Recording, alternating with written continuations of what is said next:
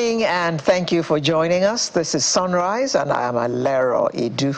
I'm Ayo Makinde. Good morning and welcome. Clearly, the sun has risen on Rivers State, as in every other part of the world, and the feedback coming in, the news that's been coming in, is certainly something of concern, isn't it? Very much so, my dear. I am still trying to fathom exactly what is going on, because protests saying we must have elections, protests saying we were not going to have elections. I mean, all that was going on up till yesterday. So I am completely lost. Well, one thing that's not lost on us is that the elections are ongoing right now. Hip, hip, hip. So at least that's the information that's been coming from our correspondents all over the place. The concern, of course, one other concern would be, okay, security. We are here that police say, well, no, we're not going to be a part of it because of this reason, because of that reason. And then we hear, okay, the police is on somewhere around, well, you say we shouldn't participate in election, no problem, but we will still maintain internal security. True. In the country, so that's which is their major job, which is their primary, function. So all of the things that are happening, if you don't live in River State, you really sometimes have to lost as to what's happening. Well, we will be hearing from them in River State as Absolutely. This program goes on. So we'll be getting on the spot report, Absolutely, blow by blow, as it is hot. It's getting to Lagos. It's getting to you at home. Yeah. So, of course, actually, we're going to start with our eyes firmly on River State this morning, the local government polls. And that's the first thing. But then one other concern that's also very, very important for us is ensuring that there is peace in the state. How do we ensure that during and after these polls, peace remains in Rivers? That's another thing that we'll be talking about.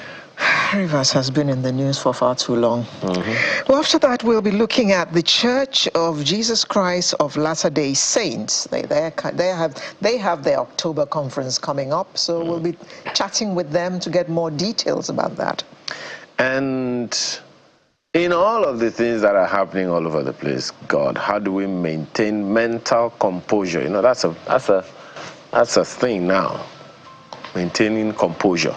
This time around, maintaining mental composure. We'll be talking about that later on today. In the meantime, you want to do yourself a favor? Grab yourself a cup of cocoa. Oh, cocoa. In the middle of everything that is happening, okay? And we'll be right back to get the show.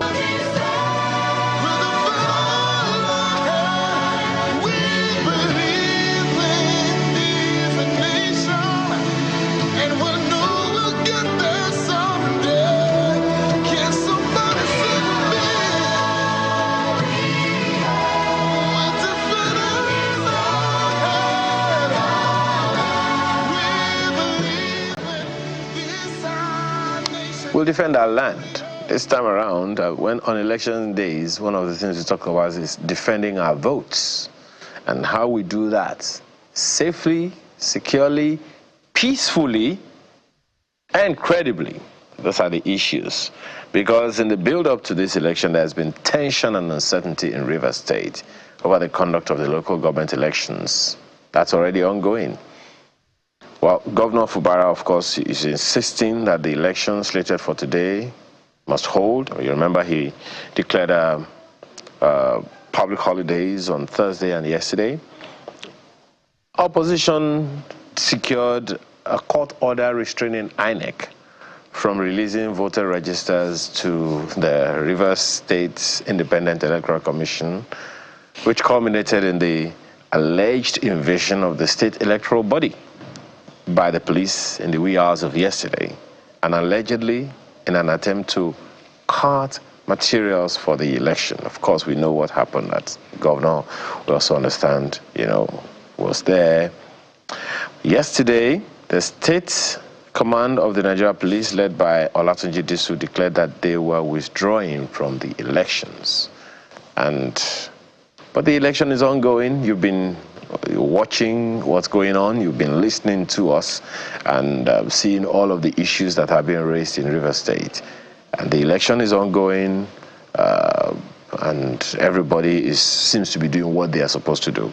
Let's have conversations this morning on all of this build-up. What kind of reactions are we going to get from the people? What kind of voter turnout are we going to get? How secure is it going to be? How credible is it going to be? What exactly are the issues on the burner here this morning? Can you imagine? Alera was asking me, what are the issues? Well, we'll find out from three people who will be joining us this morning. NLB is former country director of Action Aid Nigeria. She's also chairman, advisory committee of the Nigerian Endowments Through Asset Transformation NEAT initiative.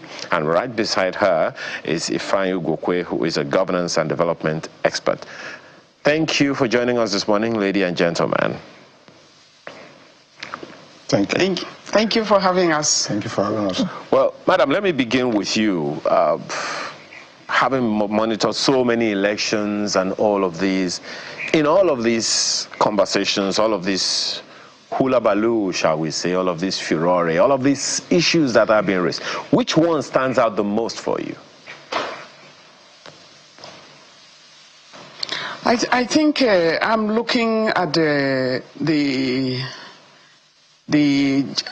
judiciary, for what it has become, which is really pathetic, and again, looking at the power tussle, looking at how we are messing up with the lives of people, because local government election is one of the most important elections. That is where, at the local government, is where you have the local governance that is closest to the people. And that is where you can touch lives of people directly. And so it's something that we should not joke with. And I think the democracy that we have, unless we're able to harness the kind of governance at the local level, we're able to take root, a firm foundation of governance at those levels, we are not going to have the benefits of, the democratic dividends to the people. And so what is standing out for me is the way that the court is taking us upside down or up and down. The power tussle between the former governor and the current governor. Are they really looking at the people? The fact that the people become even more vulnerable, and now the unconstitutionality, that we are now suffering in terms of, somebody or a court somewhere sitting somewhere and saying, the police should not protect the people, they should not go with the elections. How can you be more unconstitutional when you are challenging the constitution of Nigeria? Which one should take precedent? Is it the court judgment or the court something? And the way we're really using the courts, is ridiculing the judiciary of this country. When you are sad in a place, you can go from, you can be in Anambra and you can take a judgment from Taraba, because you want to think that you can use it. I think we need to rethink ourselves. Nigeria is 64, in terms of independence, not the creation of Nigeria, but democracy is about 25 years. If you have a 25-year-old child, by now the child should be getting married, or maybe have been married or something, or preparing for marriage. Maturity is not showing. It's, as if we're still children, the way they are tossing us around. And so for me, I'm happy that the River State people are defiling, all of that. Not defiling, really, they are obeying, they're carrying out their constitutional, environment. And if anything happens to anybody today, because the security is being withdrawn, we are having even some of the citizens of River State counteracting, really countering the words of the governor and saying you should not go. We are even having the parties being divided among themselves because the individuals can be used. We have the issues of, I see unity. I was watching the thing through yesterday and through the night to see what is happening, and it's very pathetic. Local governance is the basis for governance in terms of bringing accountability or transparency or even the dividends of the democracy to the people. Why are we against ourselves? I think it is important, yeah. Madam, thank you very much. We'll come back to you, but for now, let's just nip over to Rivers State and hear from our correspondent, Charles Oporum. Let's get a feel of what is going on at the moment. Hello, Charles. Good morning. So, yes, I'm here at the All Progressives Congress Secretariat of the Caretaker Committee along Aba Road, where there was an explosion this morning as I gather. If you look behind me, you'll see scorch marks at the, what's that now? The billboard directly behind me. There are scorch marks. So absolutely, I understand from who is the chairman of the caretaker committee here, that the explosion happened at about 3 a.m. today. But I think we should just cross over to him so we hear directly from him. He's in charge here. So good morning, Mr. Okocha. So in a minute, we could summarize what actually transpired here quickly. Okay, this morning, at the wee hours of this morning, we've got signals, we've got the reports from the security man working here that some gun-trotting young men came here in a black Venus. And he was not, but that is where he lived. So they dropped the explosive. You can see the weight of that explosive. And so the issue and the question we have kept asking is APC secretariat really business? So basically that explosion happened by 3 a.m. today? By 3:20 a.m. 3:20 a.m. today? Yes. Okay, so you've heard that. That's directly from the horse's mouth. So that's the situation here within the APC secretariat. Well, I hope there was no loss of lives or anything. What could have been, if it is possible to take that question to Mr. Okocha, what could have been the motive? Or who is this suspect? What could have been the motive? Who's behind this explosion? What is it at the APC secretariat, that's so important? I'm just wondering. Okay, now, when a witch cries in the night and the child dies in the morning, anybody else can be able to decipher who the culprit or who is the person that did this kind of thing on our party. Now, I have said that APC secretariat is not a polling unit. There's no polling unit here. None. Yesterday we had a press conference here and the people were all covered. I mean, you all covered the event. And they saw the serenity of the environment. So only for us to wake up this morning to see that our offices, our secretariat has been thrown, into this kind of mess. People are donating devices and gunshots. I've just showed your cameraman, I'm sure he would have been swinged to it. Even the buildings, the surrounding buildings around our neighborhood are also attacked. You see holes of AK-47 guns. AK-47 guns, which they came with. And they came twice. The second other time it was 4 a.m. They came to set the place ablaze. The entire security house is gone. The part of our... So quickly, what has the police said to you? What has the police said? I want to make the entry at the police station. The DPO came here himself to ascertain for himself, the level and extent of devastation here. Okay. So we have also made entry, and they are carrying on with the investigation.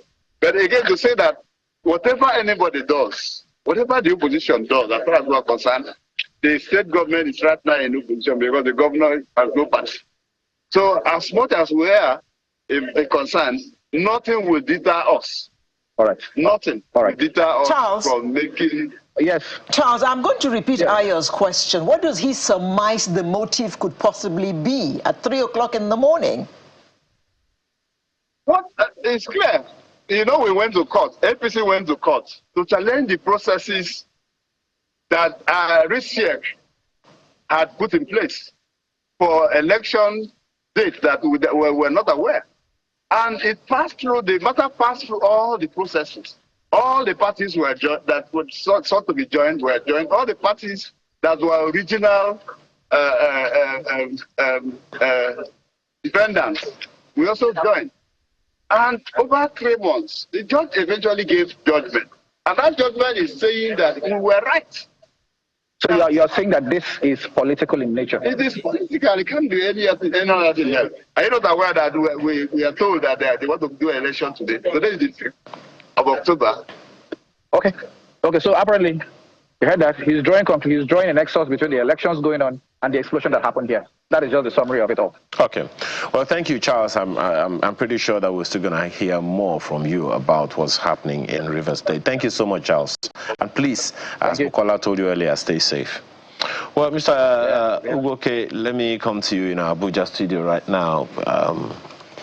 It's a local government election. Most of the time when we hear such level of caution, of attention, it's usually for governorship or presidential elections. It's the first time I can remember that a local government election is garnering such level of attention. What do you make of it? Thank you very much, Ayo. I think the issues surrounding the heightened interest and the desperation in this particular local government election is traceable to control of the power, the levers of power in that particular location, Rivers State specifically right now. So what you're seeing is a battle for supremacy between the dynamics of who holds on to the reign of power in Rivers State. And the implication is that no one is thinking about how all of this is impacting on the very lives of the people that these power blocks are claiming to fight for. So if you look at the dynamics going into the election, it has always been about who has control of this particular state. And in that regard, the build-up to the election has been about who would be in control of the local government. And if you look back, you also realize that the circumstances surrounding the end of the tenure of the previous local government chairman and the heightened tension after the end of their tenure and what followed suit, it was almost a given that the build-up to the election would be particularly tense. But in all of these things, it's just basically about the struggle for who holds on to the reign of power and the control of public resources. And the implication is that it's not about the people. It is more about who controls power and the use of power for selfish purposes and not for the service of the people.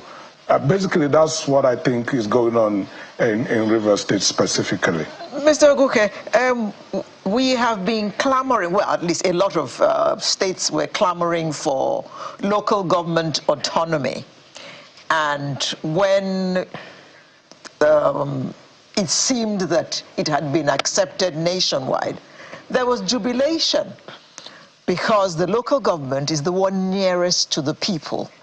So how come there is now local government elections, which the people should be happy about, but it's causing so much tension and so much uncertainty? Thank you. I think it's also related to my initial comment about who controls the lever of power and access to public resources. So the Supreme Court judgment was clear about financial autonomy for local governments. And that strengthens and grants financial autonomy to that level of governance in Nigeria.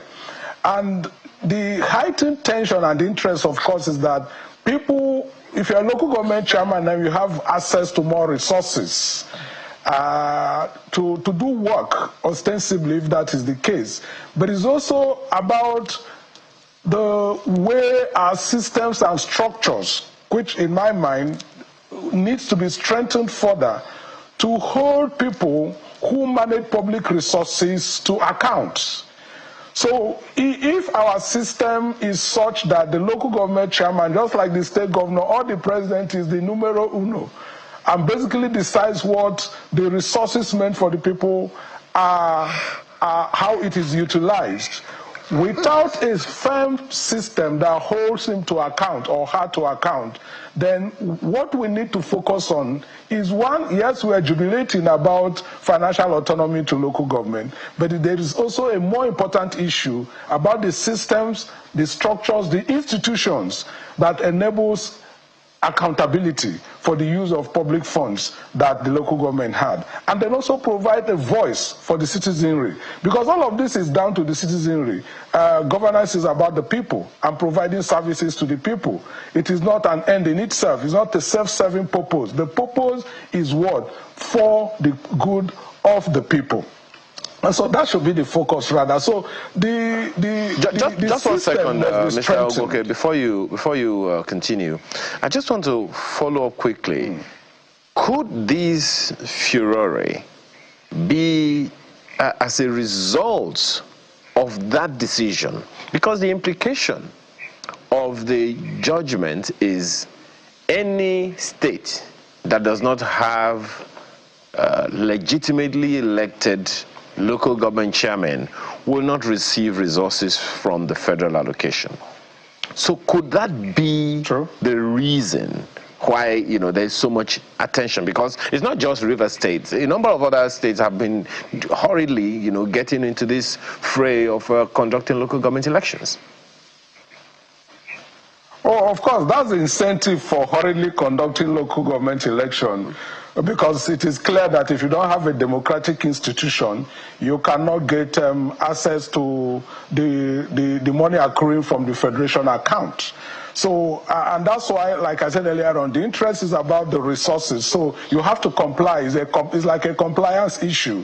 You must hold elections. Whether the elections are transparent, credible, or the will of the people is a completely different issue altogether. Oh dear. But essentially, it is the interest of getting access to that resources. Madam Obi, let me ask you, what, I mean, he has spoken about the fact that the people seem to be the underdogs here. It's not certain whether or not this, is giving any attention to the people, really. So, Madam Obi, where do the people fall here in this particular situation? Where do we place the people? What kind of turnout are you expecting? What kind of attention do you think people are giving to this? What's the political, what's the mindset of the people from your experience as an election observer?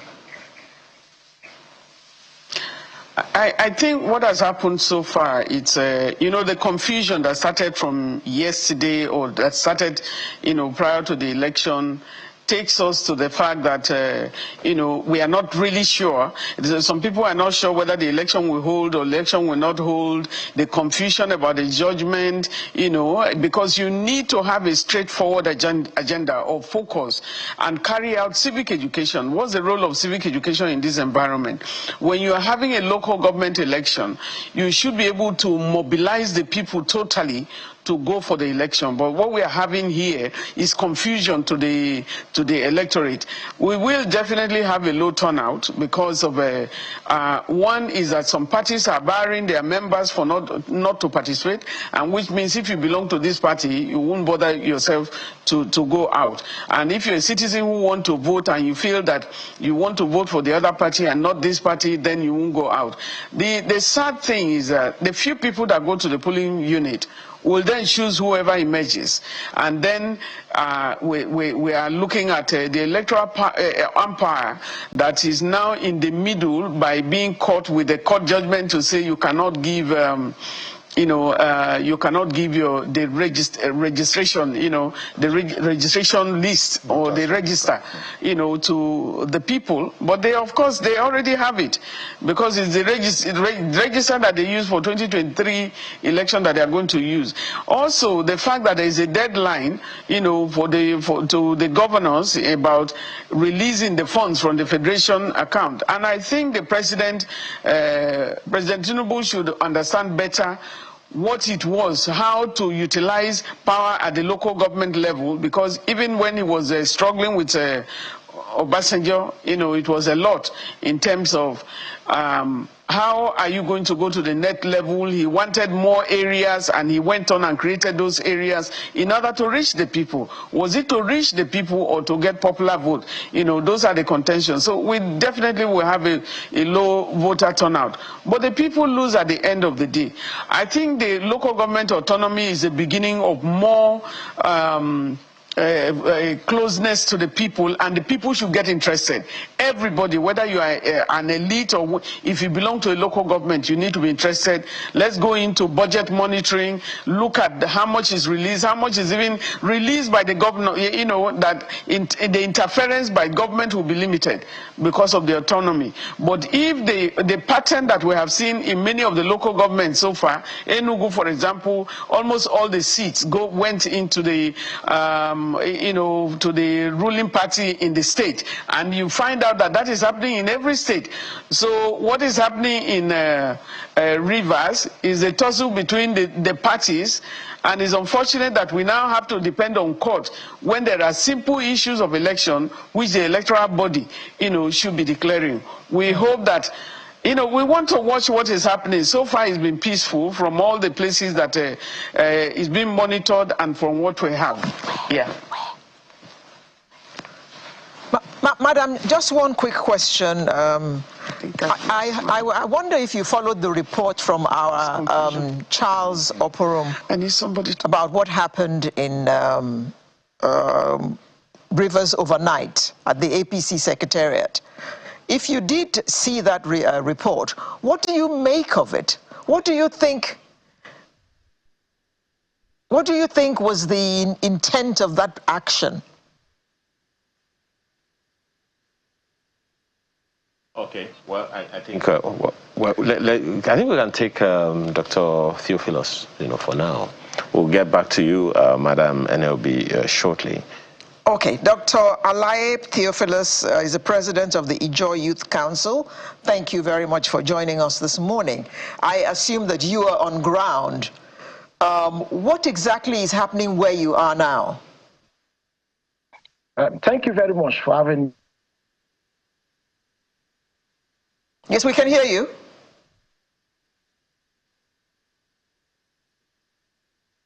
Oh, dear.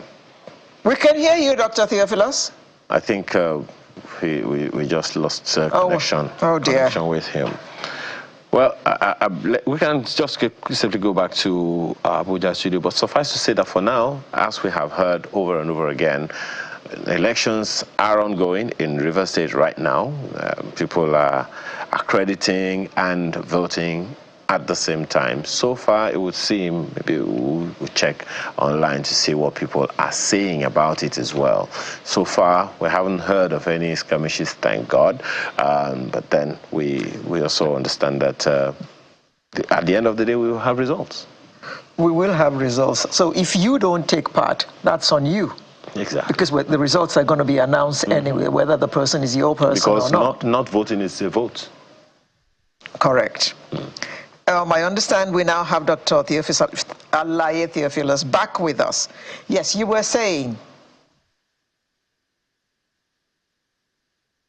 Dr. Theophilus, are you with us? Yes, I'm with you, yes. Yes, please go ahead. So as I was saying, with the situation report we've gathered from all the three local government areas, sensitive and not sensitive materials has already been dispersed to all the local polling units, and with look of things, the election is going to be peaceful and everything is going to commence. We haven't seen we haven't gathered any report that there will be any form of crisis. But we are also aware that there are some group of persons that doesn't really want this election to take place. But that we know is not to the benefit of Rivers people. So Rivers youth, those enlightened Rivers people have decided that even though there is no police security, they will provide security for themselves. They will cast their vote. They will protect their vote, and their vote must count at the end of the day. That is just the position of things. And we believe that at the end of the day, we are going to have our chairman and our local government, the councillors of the various wards. Dr. Theophilus, I wonder if you have heard that there was some attack on the APC Secretariat overnight. Did you hear that? Yes.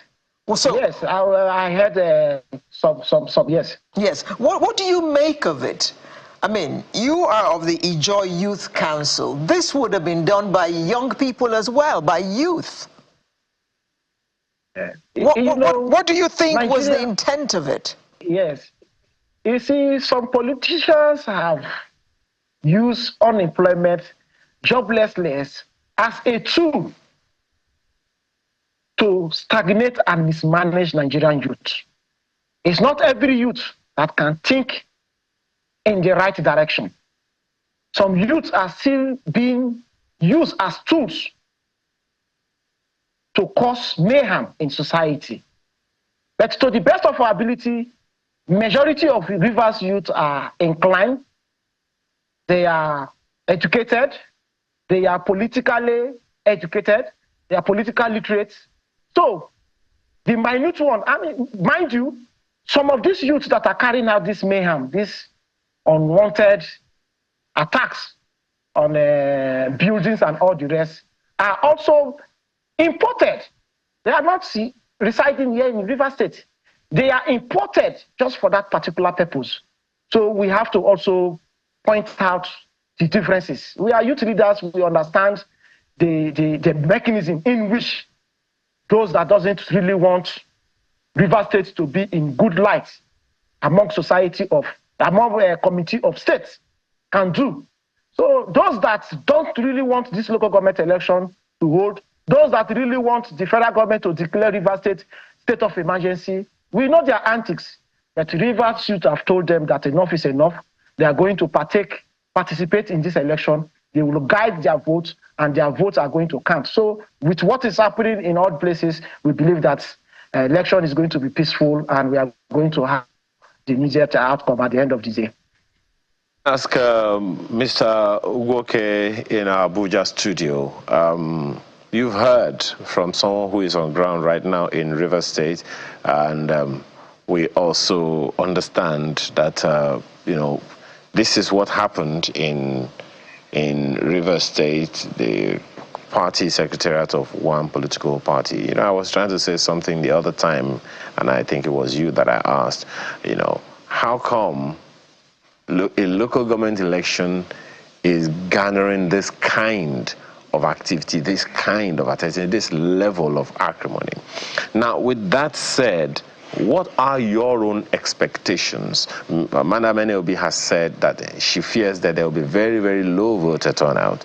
And with this as a sign, what do you see happening? Well, thank you, Ayo.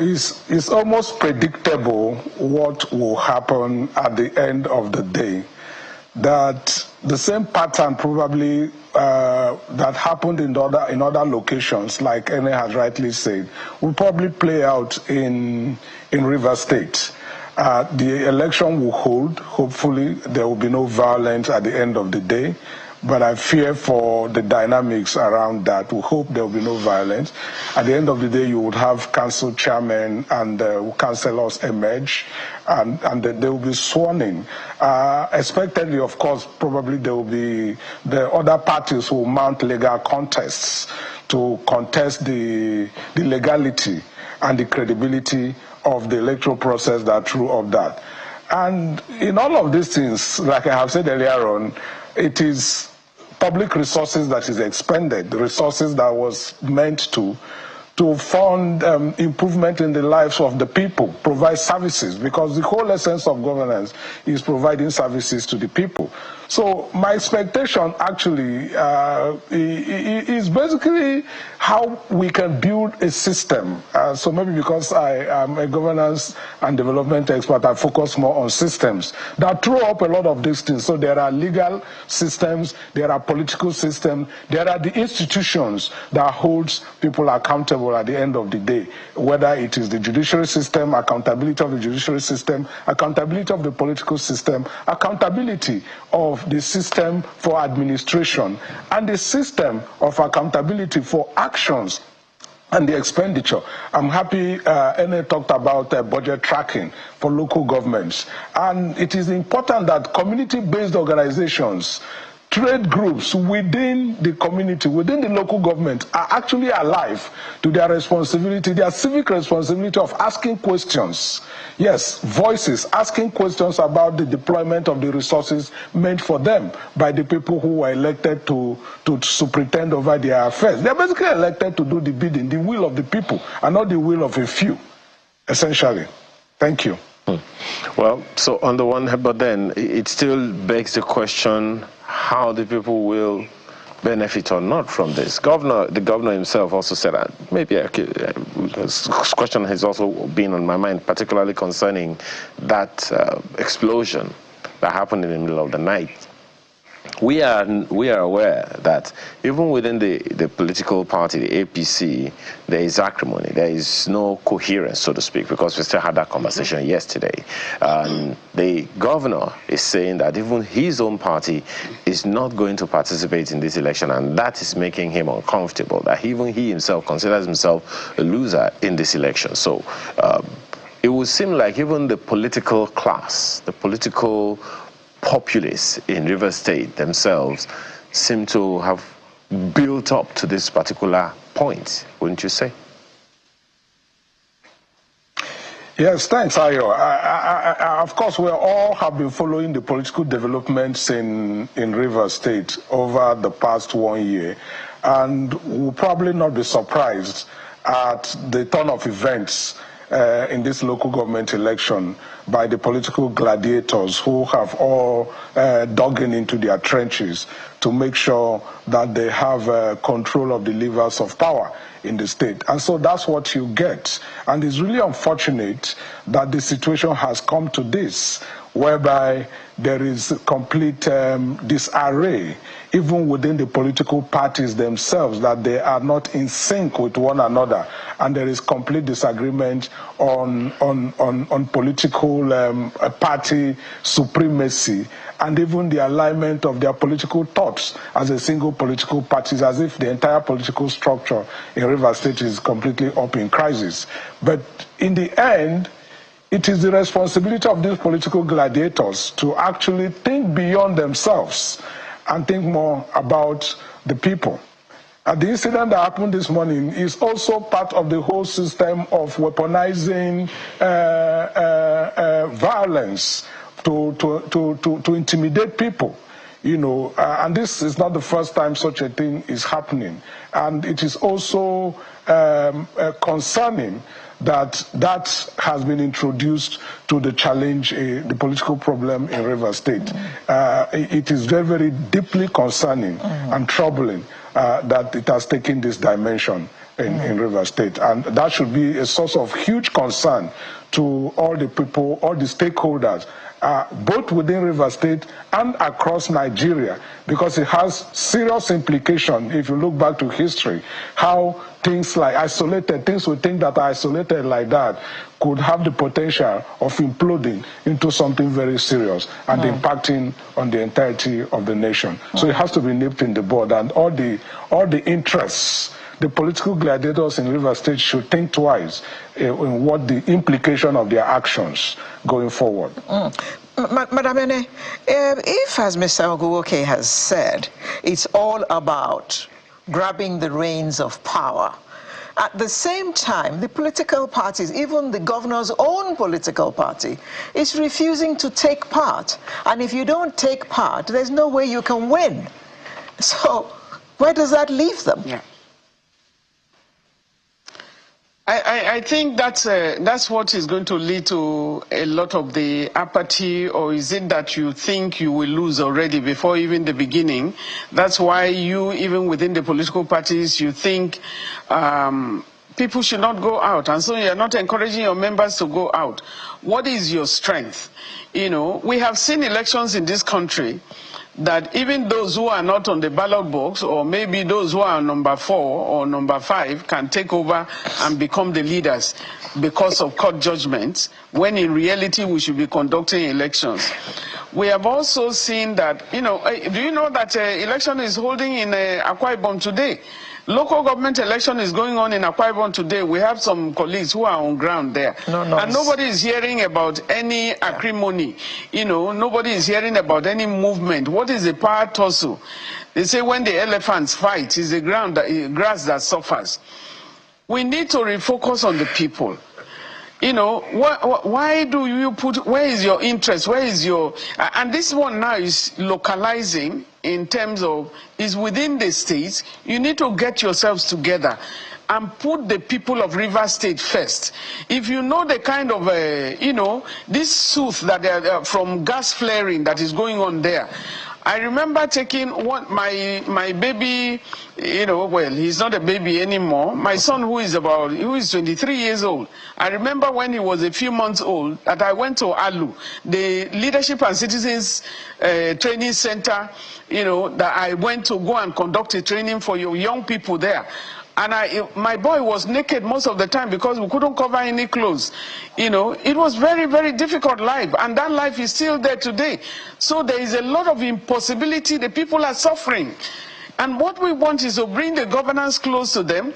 Who is talking about the gas flaring? If you look at so many documentaries that are coming out, even as of today, from there, people are suffering. They don't have good water to drink. How are they moving? There is a life expectancy issues, you know, at those levels. So we need the people to get themselves together. We need the people to go out and vote and be counted in the administration of their own affairs and get involved by holding the people, you know, to account. You know, this is very, very important. We are joking with people's lives. How do we convince people, Madam maternal mortality? Madam Ene, just for a second. How do we convince people to go out to vote when all of these issues are as high and rife as they are? That's the confusion that is going on, that it means the failure of the system is because of the failure of the generation. You know, there is a political class that are playing games amongst themselves and they are endangering the lives of people because we believe in non-violence. And that's why it's so important. Look at how they are even using, you know, the security agencies now. How can you tell the police not to go out and protect people? The police doesn't have a duty. Their duty is not the result of the election, but to make sure that people are protected, that people, you know, go about their business peacefully. Now, the Rivers State people, you know, the citizens have shown you that they can even take things to the election centers without the security. And they are acting normally and they're acting peacefully. You know, so far we haven't had any, you know, yes, we have the issue of the bombing that, or is it the bomb explosion? We don't even, it's not quick, it's better you are not quick to point out at the opposition because within yourselves you are even confused. So who is, you know, who did the bombing? Before you point fingers, you need to search the internal politics that is even going on within them. It's difficult to call on people. There is confusion in the political parties. So what we have is what we are going to get. Those who go out are the ones that are going to be counted. All right. Well, Dr. Theophilus, I mean, having listened to everything that has been said, and particularly, you know, given that the election is already ongoing, we hear that police has been told not to show up, even though they are still insisting on doing the constitutional job of protecting lives and property in the state. How do we convince people to come out to vote? Madam Ene said there is a likelihood, I mean, speaking from experience as an election observer, there is a likelihood of a very low voter turnout. How do you respond to that? How do we convince people to come out and vote now? Already, Rivers people have already... Please go ahead. Retail at this early stage. This is early time, if we are going to have voters' apathy or not. The turnout is going to be determined because every polling unit, your polling unit is very close to you. It is when materials and ad hoc staff has arrived at the polling unit that people will definitely come out from their rooms. So we can't really tell at this particular point in time if we are going to have voters' apathy in this particular election or not. It is at the end of the day that we will know. Then secondly, the system has already been polarized. Nigerian political system has made it possible that we no longer have ideology in politics. Someone will tell you he's in PDP and at the same time in APC working. So I don't know how two political party manifestos and ideology can correlate to the point that a serving minister is the head of an opposition political party in the state and is in the cabinet of an opposition president. So these are some of the challenges we are having as a people in our young democracy. Until some of these things are corrected, I don't think it will be possible for us to get it right. But Dr. Theophilus, just 1 second, on that issue that you just raised, it's not the first time we are having opposition in government. You remember the Obasanjo government also had Chief Bola Ige, who was, I think, his minister for power at the time. Chief Bola Ige was in opposition.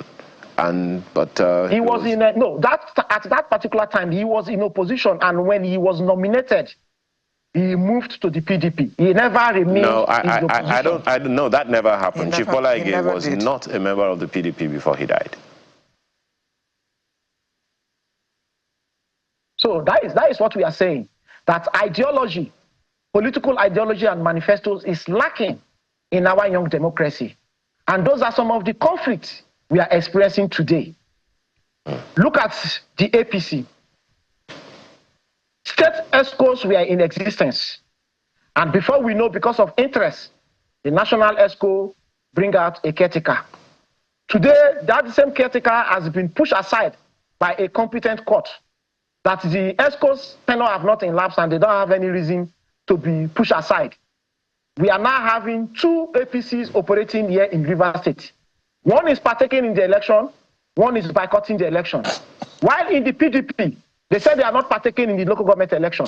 The governor, who is the leader of the party at the level of the PDP, none of his candidates are being positioned at the level of this local government election. But he has made it clear to all and sundry that his interest is Rivers people and not about the political party in which he came on board. In as much as development is getting across to Rivers people, in as much as there are employment opportunities in Rivers State, which he can create as the governor of Rivers State, that he will implement. So his interest has been Rivers people, and that is why you see that despite the fact that his own political party is not partaking in this election, he has made it point and straight that let the local government election commence, so that those at the grassroots level can benefit from the dividends of democracy. Those little projects that the local government can do can also add to the beauty of Rivers State, and that is the essence of democracy. And I believe Rivers people, with their level of understanding, their high level of understanding in politics, they are turning up in their mass, and we believe that at the end of the day, it's going to be successful, and we are going to have the councillors and the chairmen to man and manage the affairs of the grassroots here in Rivers State. Dr. Theophilus, you have just said that the governor's party is not taking part in this election. There's a faction of the APC that is not taking part in this election. So who are those taking part? And what are your expectations at the end of this exercise? The election, with what is happening, is going to be free and fair. The Labour Party is partaking in this election. The APC is partaking in this election. ABGA is partaking. APP is partaking. Accord.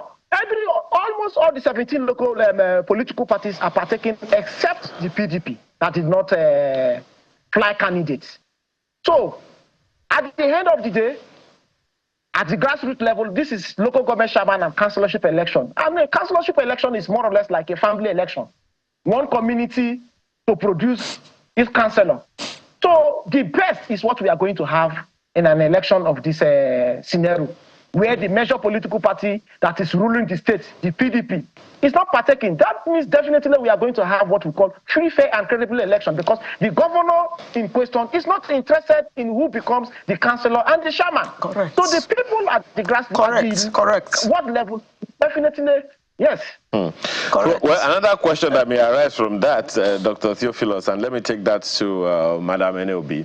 Another question that may arise from that is, on the one hand, is the election.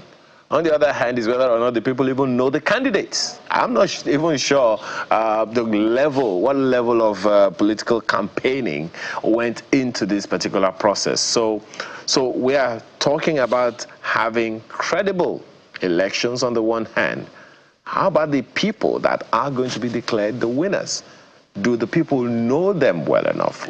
Over time, the APC had been prominent, the PDP had been prominent, and if we are listening to what Dr. Theophilus is saying, who is on ground right now, it would seem like a good number of people that are campaigning may or may not be as well known as by their people, particularly because the Constitution and the Electoral Act recognizes the parties and not the individuals. I think what is going to happen here is... Go ahead, madam. Okay. I think what is going to happen, you asked from the beginning, what's the most interesting, what is it for you? I think the decision of the governor to go on with the election is the major characteristics of this election. For him wanting to go ahead, now we don't know exactly the people that are going to come on board. It means those who campaigned, it may be the unexpected candidates that will have the election. And it depends on who mobilize their own team, to go ahead and to go to vote. If you don't mobilize your own people to go to the polling units, you are not going to have the election. And so I think it's going to be a very interesting time in terms of the constituents, the constitution of the each of the local governments.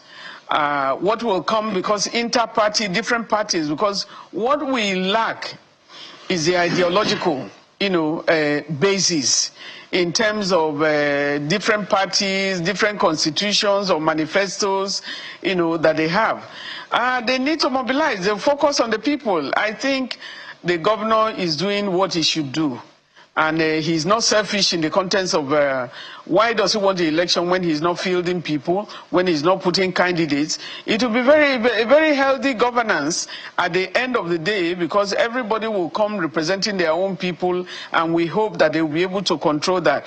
The kind of defects that you get to have when somebody is voted on this party and then they move to other, it shows the lack of ideology of the person, that he never believed in themselves. They are going there for their own selfish reasons. And so they are not contained. There are people who remain in the particular political party they have chosen because of their ideology, and they will stick to that. But you have today, people are not sticking to that element. So I want to, on my own, I want to congratulate the governor for wanting to hold the election, for the people, for the sake of the people. And because Nigeria cannot go on like this, the way it is going. And we hope for a free and fair election. But I'm really disappointed that the security is leaving everybody loose. And we hope that at the end of the day, no life is lost in Rivers State. Like I said earlier, election is going on in Akwa Ibom today. And nobody is hearing anything about the kind of politicization of the election of local governance that is happening.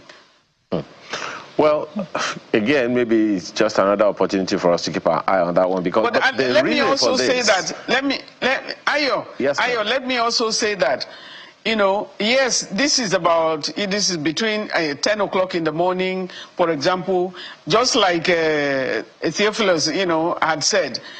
We are going to, until later in the day. A lot of people are also watching. Will people come out without the police and all of that? When they see that the citizens are in control, I think many of them will turn out. So for us to know exactly, the turnout of voters will be, at 2 p.m. when the votes should be closing, and then we'll be able to assess the situation then. Well, we know you have to go, but before you go, what would be how do we appeal to the people? I'm asking that question again because, from your experience, as an election observer, these things happen. Now, there are community development associations, there are traditional rulers, and then there are people who just want to protect themselves. There are indigenes, there are those who are neutral, who are not indigenes of Rivers State. How do we appeal to people? Because, as someone has said, not voting is a vote. So what are what do we say to the people now so that they can also be a part of the process? Otherwise, whatever their decision is, they're going to have to live with it for the length of time that those local government chairmen are going to be in office.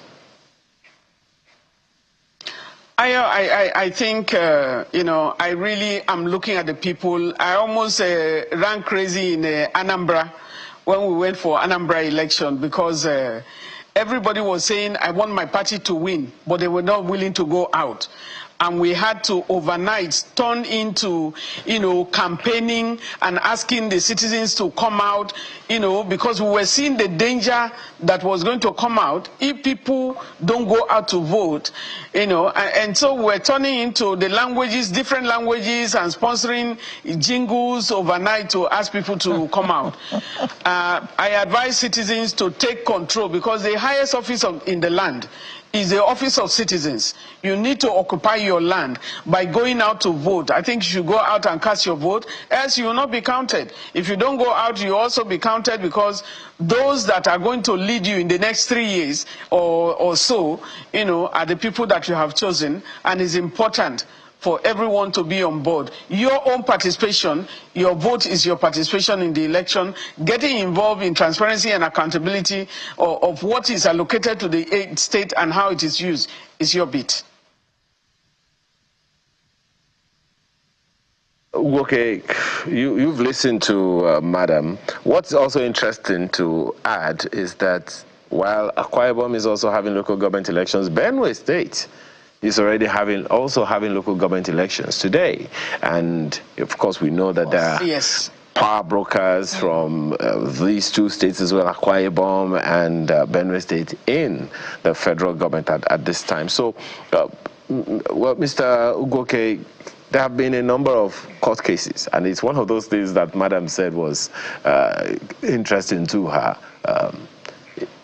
We know that at some point Mr. Femi Falana wrote to the IGP that he has asked for a stay of execution on the order that was given by the court that the police should not be a part of the process, and that and he cited a number of instances where that has been done before. So with that on the one hand, then there have also been quite a number of court cases that have spoken to one side or the other, which the governor has quoted, particularly about the political parties. Madam Mene spoke earlier about the role of the judiciary in all of this. But the judiciary doesn't, is not a supermarket. You go to the judiciary, it doesn't just hand it to you. You have to go to the to the courts to get anything. So some people took those cases to court. Is it that those people who took those cases to court didn't know the Electoral Act? What else could the judiciary have done?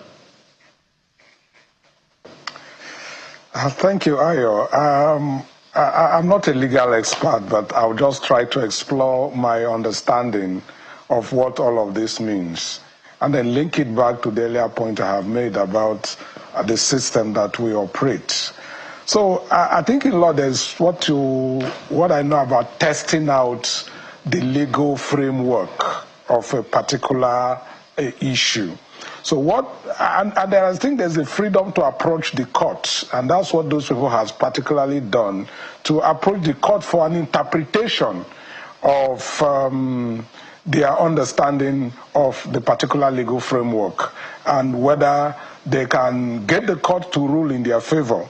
And so it is then upon the court now to take a decision based on proper legalities or the laws that supports that particular, for instance, we're talking about the electoral law now, And those groups have gone to court for an interpretation of that particular component of the electoral law. So people have the right to approach the court. That's essentially what I'm saying.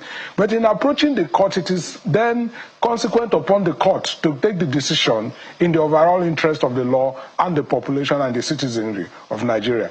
And that brings me back to the earlier point I made around the system that we operate. So the political system we operate and the judiciary system that we operate, and how we can actually hold those systems to account, and if they are actually complying with the dictates of the law.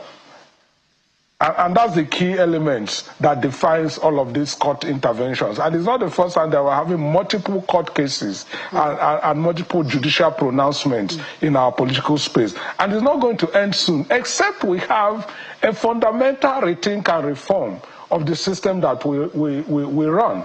And so someone needs to take the bull by the horn and they bag on a judicial reform that reforms the processes for proclaiming some of these justices and how people come about some of these judicial pronouncements. That's very key. And then, of course, the reform of our political system.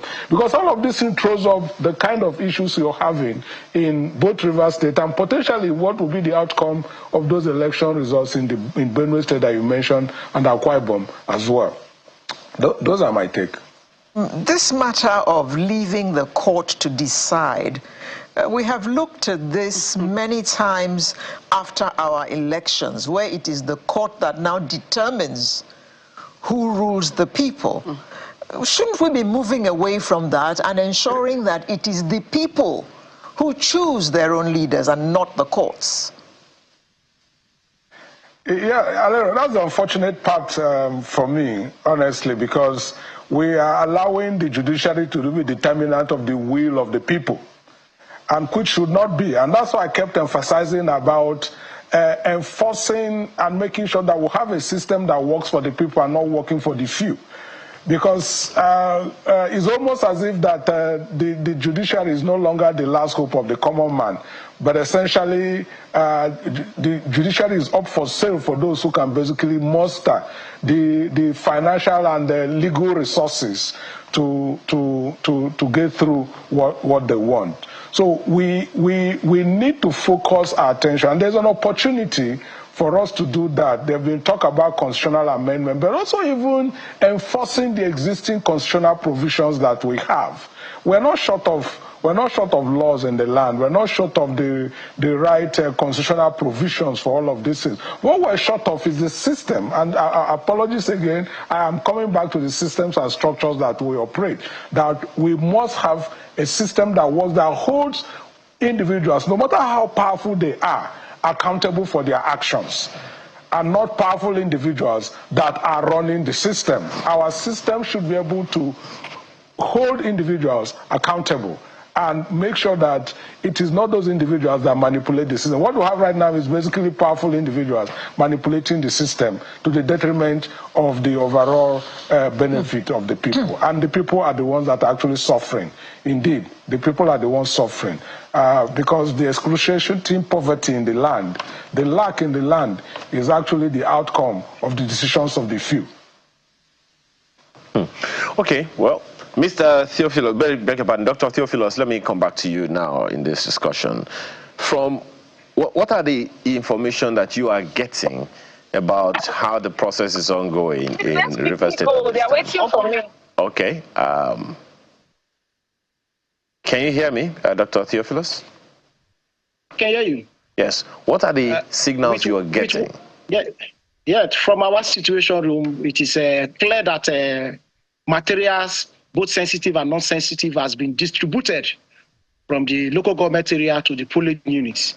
And I believe in no distance time, voting is going to commence peacefully in all the polling units, and the results are going to be declared. I believe with the way everything is going, by the grace of God, and with the maturity the Rivers people have displayed, we believe that it's going to be free, fair, and peaceful. That is our prayer, and we believe that Rivers people are going to coordinate themselves to get that result at the end of the day. What's the turnout like? Are people coming out? already with what we are seeing on the street and everything, people have already mobilized to their various polling units. You know, it is when materials and the ad hoc staff are getting to the polling unit that people will be coming out from their rooms. So when materials get to the polling unit, we believe that people are going to vote. With the roads in Rivers State, in Port Harcourt, everywhere quiet, nobody moving, we believe people have, and with the transportation situation, all the hold up we experience, if you go to the riverine area, speedboat moving everywhere, we believe that the level people have mobilized down to their polling units is extremely high, and we believe that the turnout is going to be massive at the end of the day. We believe that. But because from information that we're even seeing, even on on X right now, it would seem like people, turning out in their various locations right now. Now we also know. So let me come back to you, Mr. Agwoke. We also know that part of the responsibility of the police is for law and order, to ensure law and order, to preserve law and order, whether they are covering the elections or not. And it would seem like right now all of that is ongoing, because we saw some of that information earlier on our screens when our reporter was letting us see what was going on right there, right now. Now, in all of these, what do you make of the process so far from information that is available to us? The police is not really part of the election, or maybe they eventually obeyed the new stay of execution that was published by Mr. Falana. What exactly do you make of it? Thank you. Again, I think this presents an opportunity for the people of Rivers State to take their destiny into their hands. And like I said earlier on, it is concerning how we throw confusion and manipulate the system to favor different interest groups in the land. Police is paid from public resources, and their responsibility is to provide security for the people. And I think the responsibility of the police still rests on providing security for the good people of Rivers State to go out there and exercise their civic responsibilities. I cannot for certain say that maybe the reason is because of the stay of execution that was sought yesterday, and whether they are complying with that. We saw compliance come in different angles. But for me, primarily, the important thing is that the police has a responsibility of providing protection for the citizens to go about their legal duties and also exercise their civic responsibilities. But it's also an opportunity, like I said, for the people of Rivers State to take this opportunity in their hands to make sure that they elect credible people to pilot the affairs of the government that is closest to them. So it might end up becoming an opportunity for them to have someone that would work in their own interests, essentially. Okay. Well, Madam Eniobi, so from what we hear, again, elections are ongoing. And I think you said something the other time, that the time, God forbid, that, it's usually sometime in the afternoon that things could go awry. So far, even online, because, elections are going the way they ought to go. People are turning out in whatever the numbers are. Where should we keep our eye to forestall any untoward activity? Well, I think you and I know that the collation environment, when it reaches the time for collation, that becomes it. But we encourage people to come out, and it depends on the mobilization of the people. Like my colleague has mentioned, it's important to work together to look at the citizens' level. This is a test for Rivers State, for example, because the chief security officer of the state is the governor. And what they have done, in whatever their attitude or the level of involvement of other stakeholders has done, is to try to shred the governor of his powers in terms of controlling, for the controlling the security apparatus for the benefit of the Rivers people. But we'll go on, let's pray that, they're using the beavers there, they're using all the electioneering processes that they can.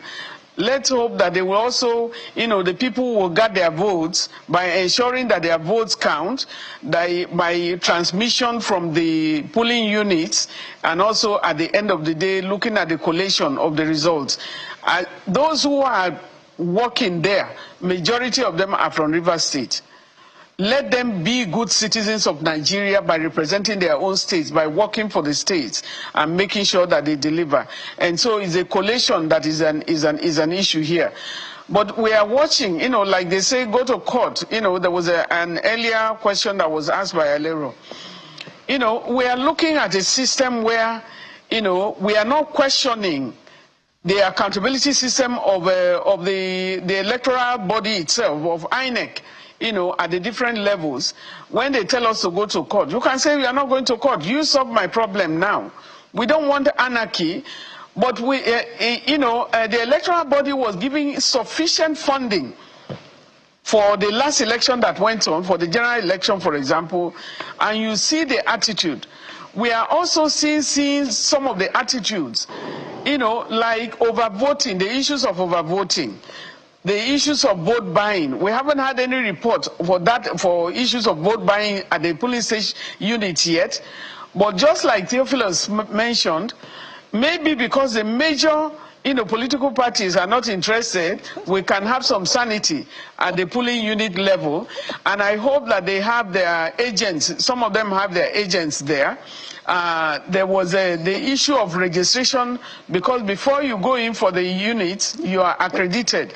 Many of the big political parties don't have people at that ground. So, we have to look at the provision of money that was given before the election and also follow our money, because if you are telling people to go to court, it means you have not concluded your work. You need to be able to carry out assignment. Money was voted for the work that you are doing, and if you don't conclude it, you have to account. Even if you have concluded it, you need to account for the money that you have given. I think Nigerians, we need to follow the money more. We need to hold INEC and at all levels accountable. The electoral body, now we have an election has been conducted. I think Anambra, Enugu, Rivers is on today, Akwa Ibom.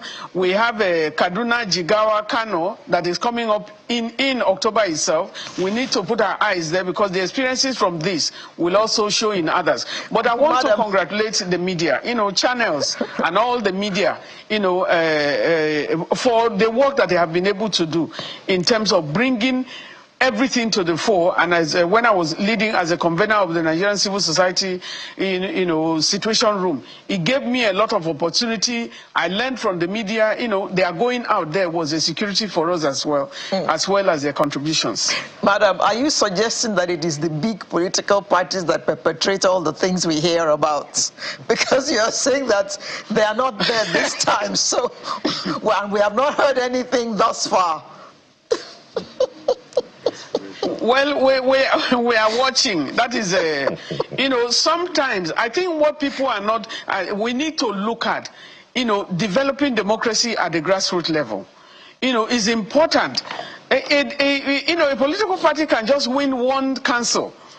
A political party can just win, a couple of councillors. We need to look at that development like it happens in other climes. I think that's what, I'm not accusing any political party, but they, of course, they have been, their quest for power has blinded many of them. Well, Madam, I'm still going to stay with you, so gentlemen, please permit me. I'm looking at the Electoral Act, and I've tried to even do as much digging as I could using AI.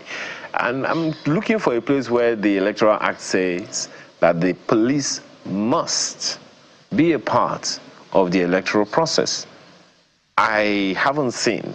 It's what the Constitution said, what the Electoral Act says, is that the INEC has a responsibility to request security protection from security personnel or security agencies Is that correct? Because I'm trying to look at the legality of the police saying they're not going to be a part of the election because of the court order, or that even the court order was legitimate in the first place. I think what we're looking at, the insecurity in the country, is what generated the issue of having the security agencies very firm on ground. Many elections in the past, you have people who even take the electoral materials and go to their homes and sleep in their homes. In the morning, they just walk to the, the polling units, and they're able to conduct elections, and they bring the results, to the collation center. So the stringent ways we're having now, I think, is mostly because of the insecurity in Nigeria, and realizing, there are some places like what we had in Edo election. You had, drivers were ready with the materials, but they said they were not going anywhere unless they had the police with them. And that is because of the ways that they're being subverted on the road. So that is happening. So there is not really, I think what they are doing here, they are demystifying.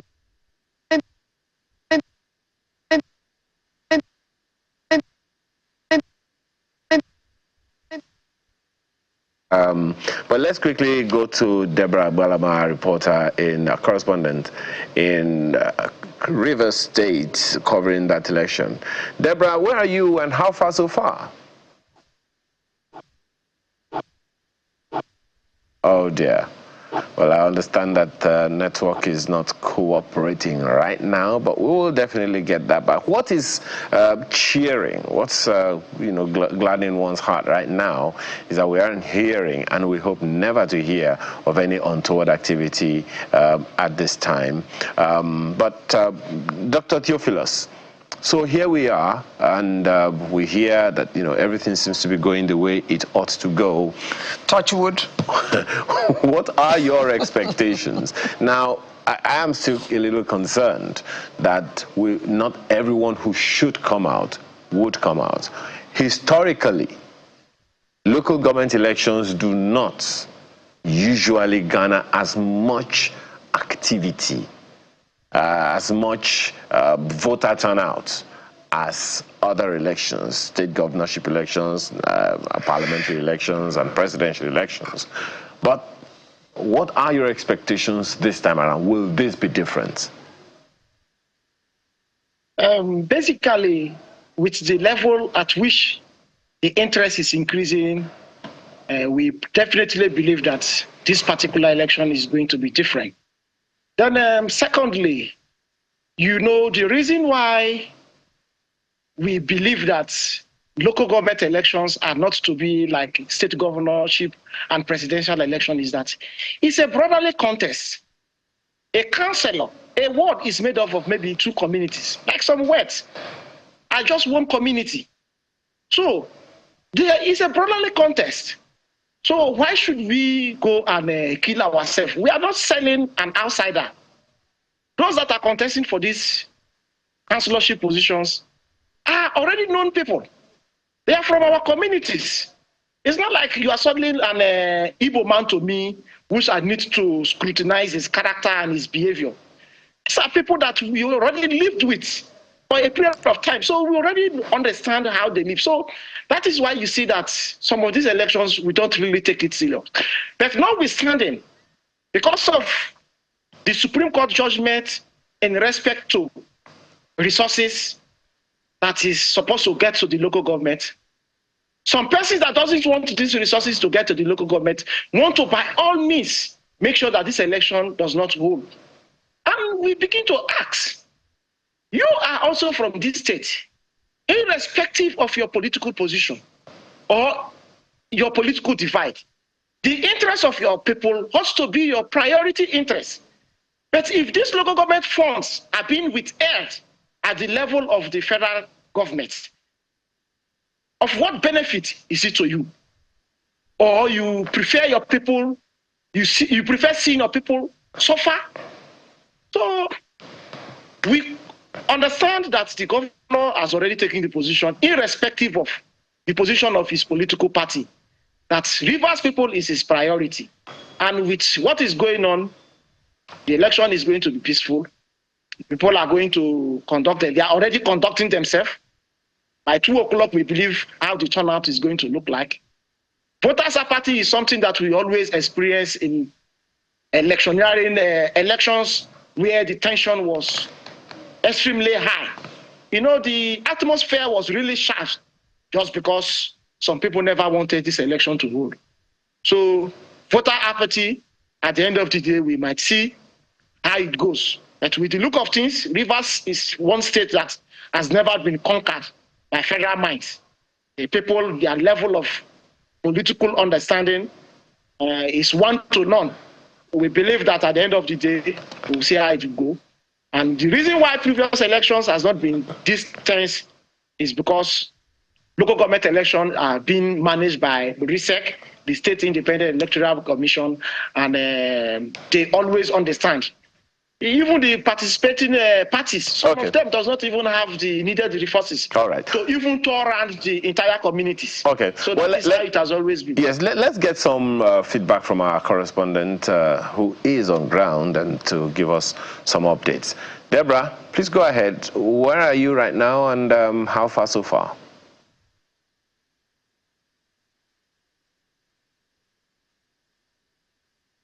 Deborah, are you there?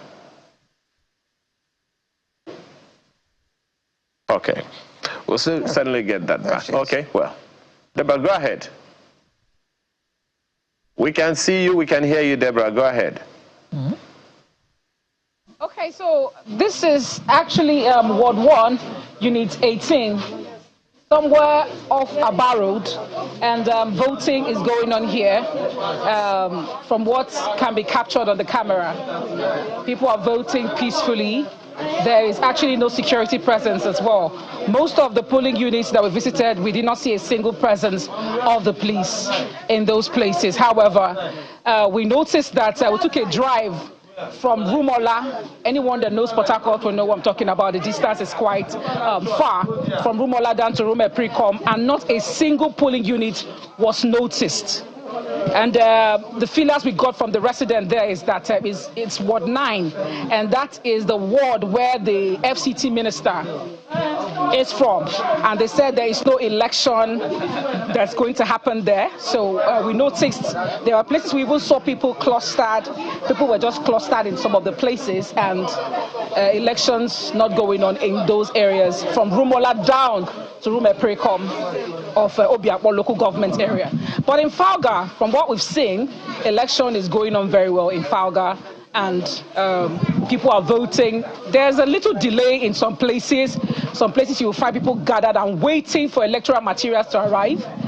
We got here, somebody actually raised a complaint about result sheets not being available here. One of the candidates' representative, I think from one of the parties here. But from what we can see from this unit here, there are about 3 other polling units around here, and election is going on in Falga areas that we visited so far. Well, the implication of elections not holding in those areas, Deborah, would be that there will be no results declared at those places where there are no elections. Isn't that the case? That would certainly be the case, you know, because I don't know how there would be results emanating from places where elections didn't hold, but we would watch out for that, because from what I saw, it would be very strange to take such a long drive and there were no polling units noticed around those places. Okay. However, Falga seems to be actively conducting the elections. I mean, places I've gone to so far in Falga, elections are going on. Okay. Well, how about the turnout? That's been a concern that's been raised, you know, by panelists in the studio. What's the turnout like? There's been fears that because of all this noise about whatever is going on, that people are not going to turn out. From your observations in where the elections are active, what's the turnout like? Okay, the places where election is going on, people are turning up for the election. The places where elections actively is going on, like areas I visited in Falga, the Port Harcourt City local government, Ward 19, this is Ward 1, Ward 18, elections are going on in the places I went to, and there is actually turnout of voters. But in the areas where election does not seem to be happening, we just find people on the street playing or clustered and gisting, playing football. That's what is actually noticed here. Yes. Did you find out why elections were not taking place in those places? When I spoke to some of the residents, they told me that they did not see any electoral materials or election officials because of the judgment, the order that came from the High Court in Abuja, and that they are following the FCT minister's order that there will not be an election in Obiakpo Ward 9. That's what some of the residents who spoke to me said, quoting them. So that's what they said. But I'm going to be speaking with the RESEC management to find out what's going on and why elections didn't happen in those areas. So until I get their feedback, I will not really know what categorically to say is the reason elections is not going on in Ward 9 as the residents have said to me. But on the whole, everything is going on where it is taking place and everything is peaceful. Yeah, they are really quite coordinated in the places where elections are happening. I haven't found a single place where there was rancor or disturbances. People are voting quietly, party agents are around, Everywhere seems peaceful, very peaceful. Right. Well, I'm sure we will hear more from you, Deborah, because one of the things that has been insinuated in the studio is, okay, so if there are no policemen, and the election is this peaceful and everything is orderly, then what's going on here? But we'll talk to you subsequently when you have other reports for us. Thank you so much, Deborah. Well, just to add a little life to what you just said about the people coordinating themselves. Earlier on, I spoke live with some of the voters in a place where they had about 4 polling units. And they told me that they already heard on radio that the police had said they were absconding, they were not going to be involved in the election, as well as the DSS. So amongst themselves, they coordinated to be the ones to provide security for themselves. In a particular polling unit, I noticed some people carrying canes in their hands, and they say those people were like the local security. They are going to, anyone that tries to cause problem will perhaps get some strokes, maybe. Well, I didn't see that coming. Thank you, Deborah. Thank you so much, Deborah, for your reporting. Well, Mr. Ugoke, thank you. You've heard that. You so much. What do you make of it?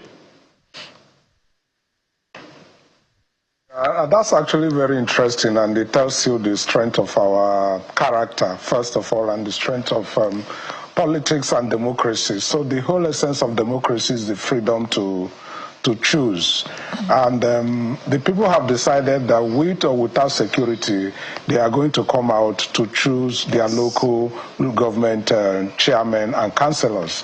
And that's very instructive for us. Rivers could actually turn out to become an experiment in our democracy, where we are transitioning to how actually elections are held and not in any way dominated by security forces, as we have seen previously. So I think it's a good development that the people are coming out to demonstrate their commitment for their civic responsibilities. I think that's an interesting one. We will continue to monitor the situation, like she has said, your correspondent has said, on what happens when we get later into the day towards collection of votes. I also hope and pray that external forces do not come to cause chaos and mayhem from outside the state. But for now, I think it's interesting and encouraging the way the people of Rivers State have conducted themselves. And it's actually a very good opportunity to demonstrate that, yes, we can take our destinies into our hands and decide our future. Well, Dr. Theophilus, is this what you meant when you said that the people have organized themselves?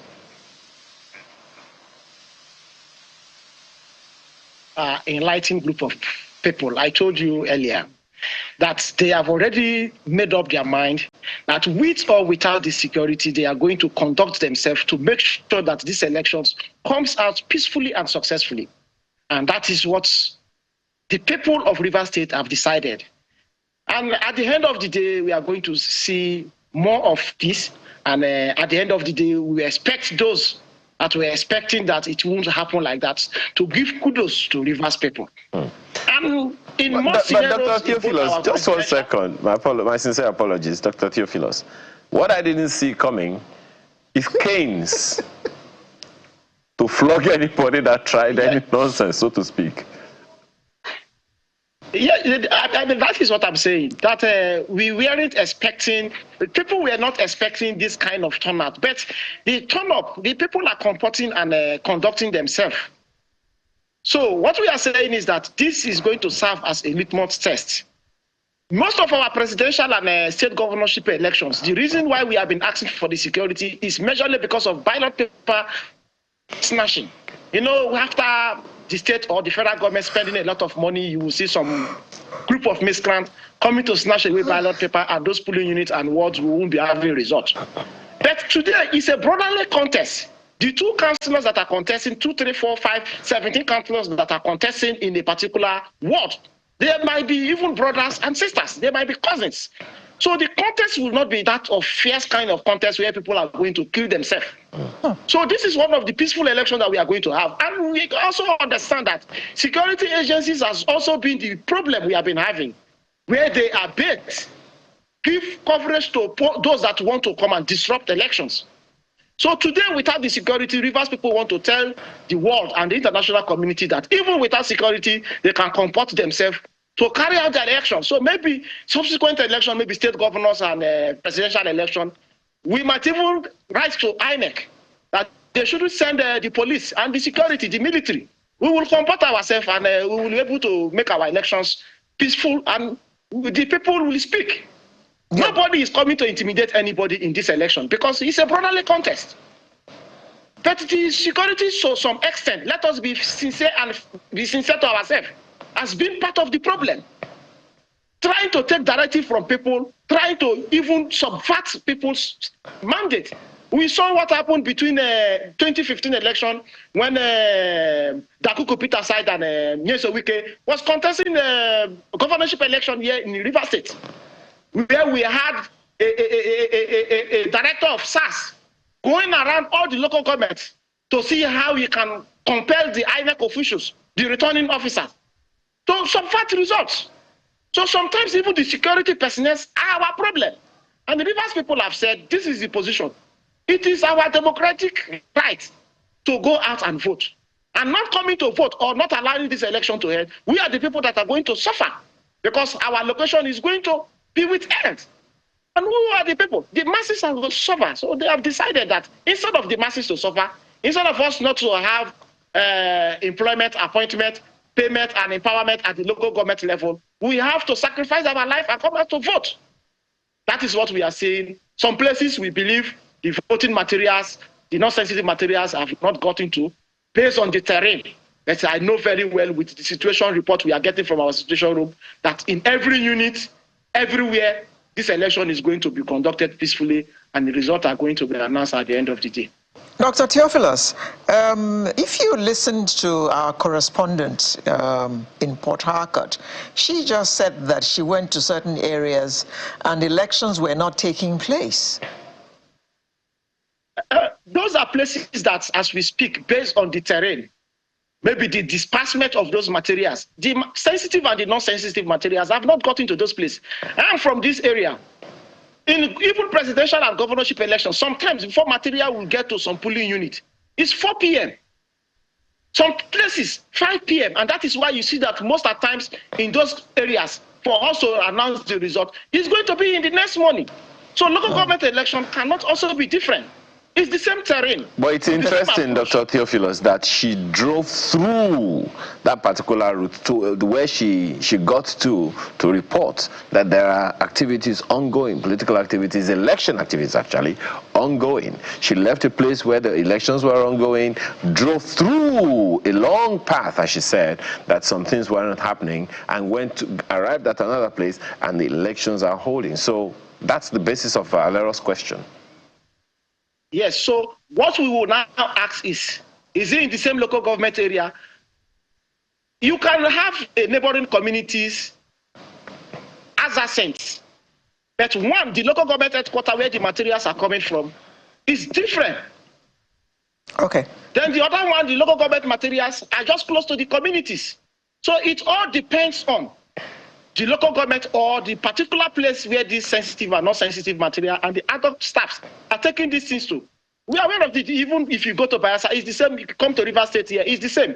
So it all depends on the particular local government headquarters that these sensitive and not sensitive materials are being dispersed to that particular polling unit.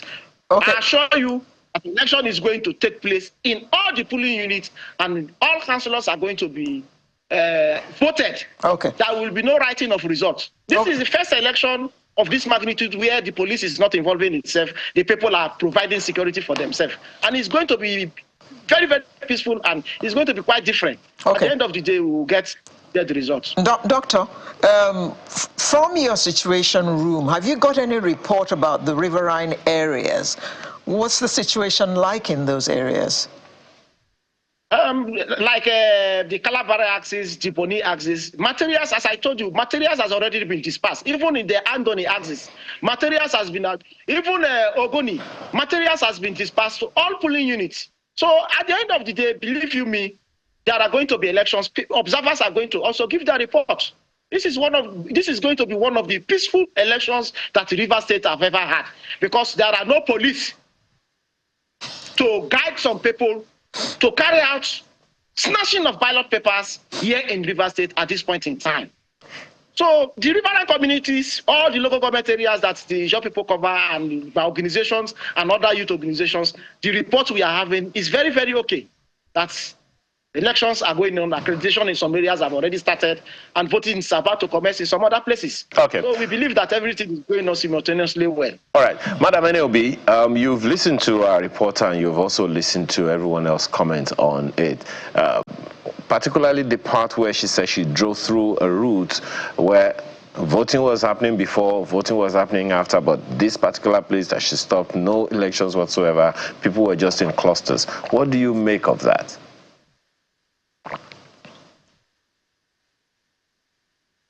You know, from the reporter's side, was talking about the ward where the FCT Prime Minister, that's where Wike comes from, that in that particular place, they say they are obeying the court order.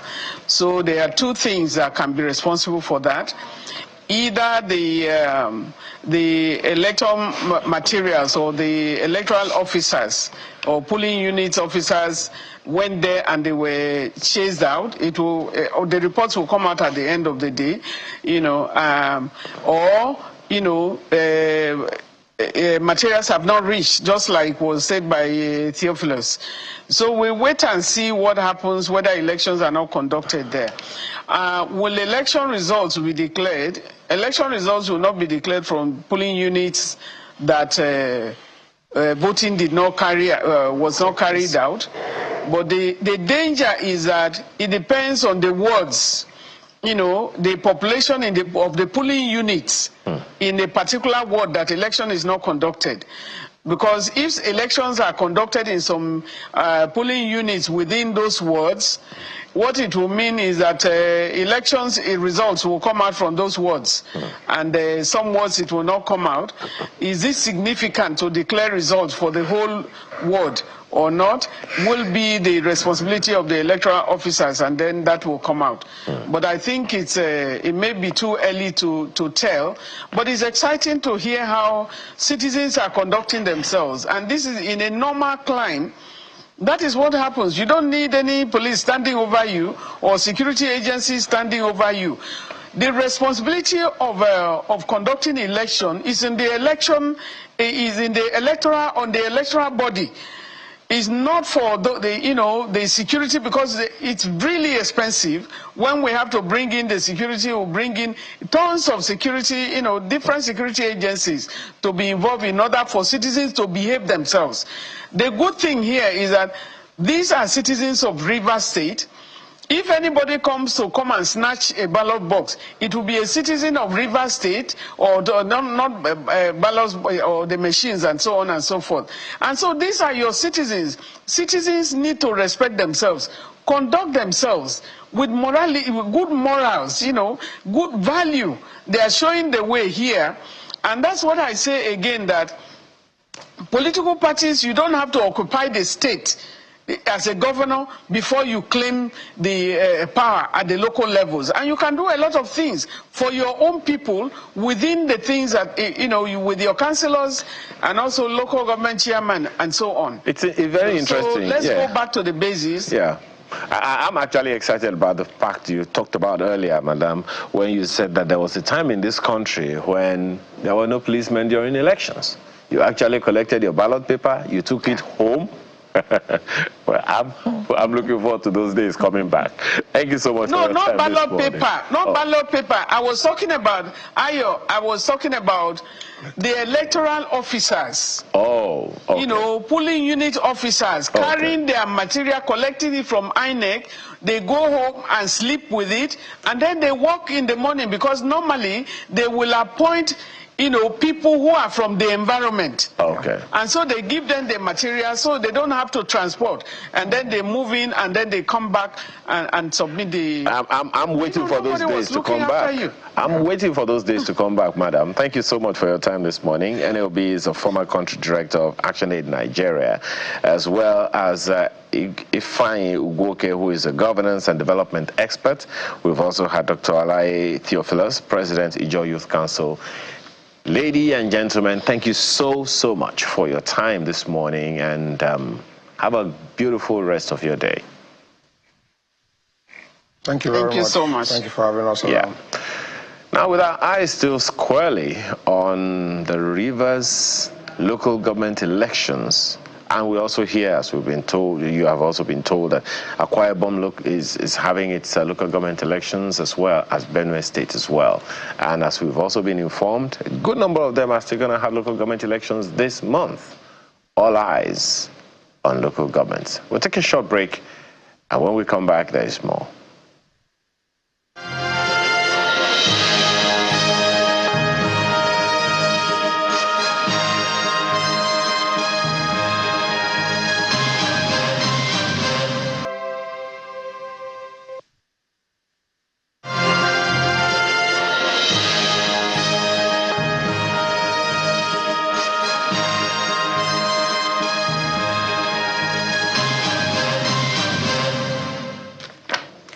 Thank you for staying with us on this Saturday that seems to be all eyes peeled on Rivers State.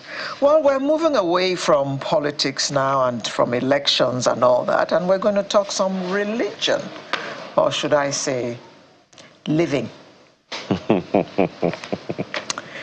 So the Church of Jesus Christ of Latter-day Saints holds its annual October conference, which is coming up very soon. And there's a team with us this morning who are going to tell us a lot more about it. It's my pleasure to welcome the team, which is led by the president, Mr. Ugochukwu Nwailele, who is the stake president for Lagos, Nigeria, Festac Stake.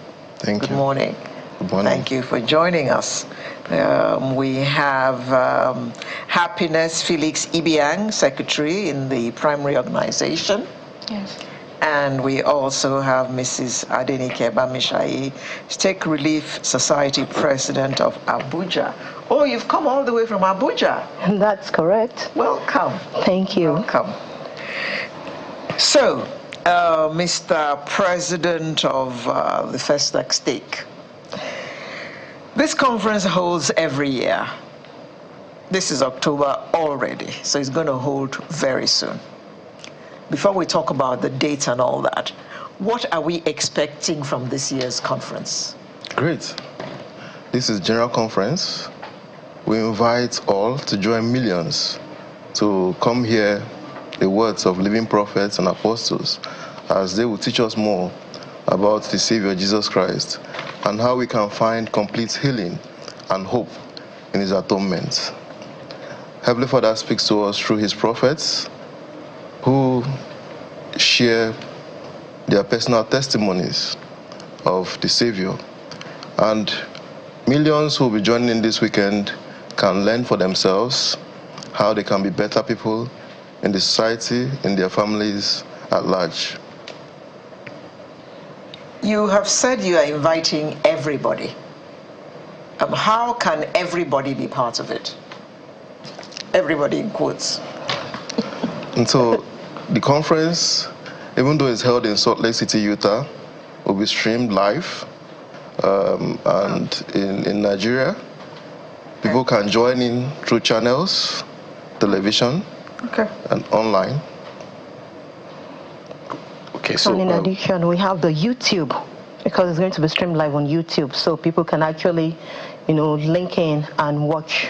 Yeah, I was actually going to ask about, the platforms. When she asks the question, how can people be a part of it? What are the platforms? Okay, for Nigeria, we have Channels Television. So, and it's actually going to start this evening, because we're going to have like 4 sessions. Okay. We're going to have the evening session starting by 5 p.m. That's a live broadcast. Then tomorrow morning, we're going to have like a rebroadcast of Saturday evening. Okay. Because they're going to have like an evening session today, and by that time we'll be sleeping in Nigeria. So we'd rather just have people linking tomorrow morning by 11 a.m.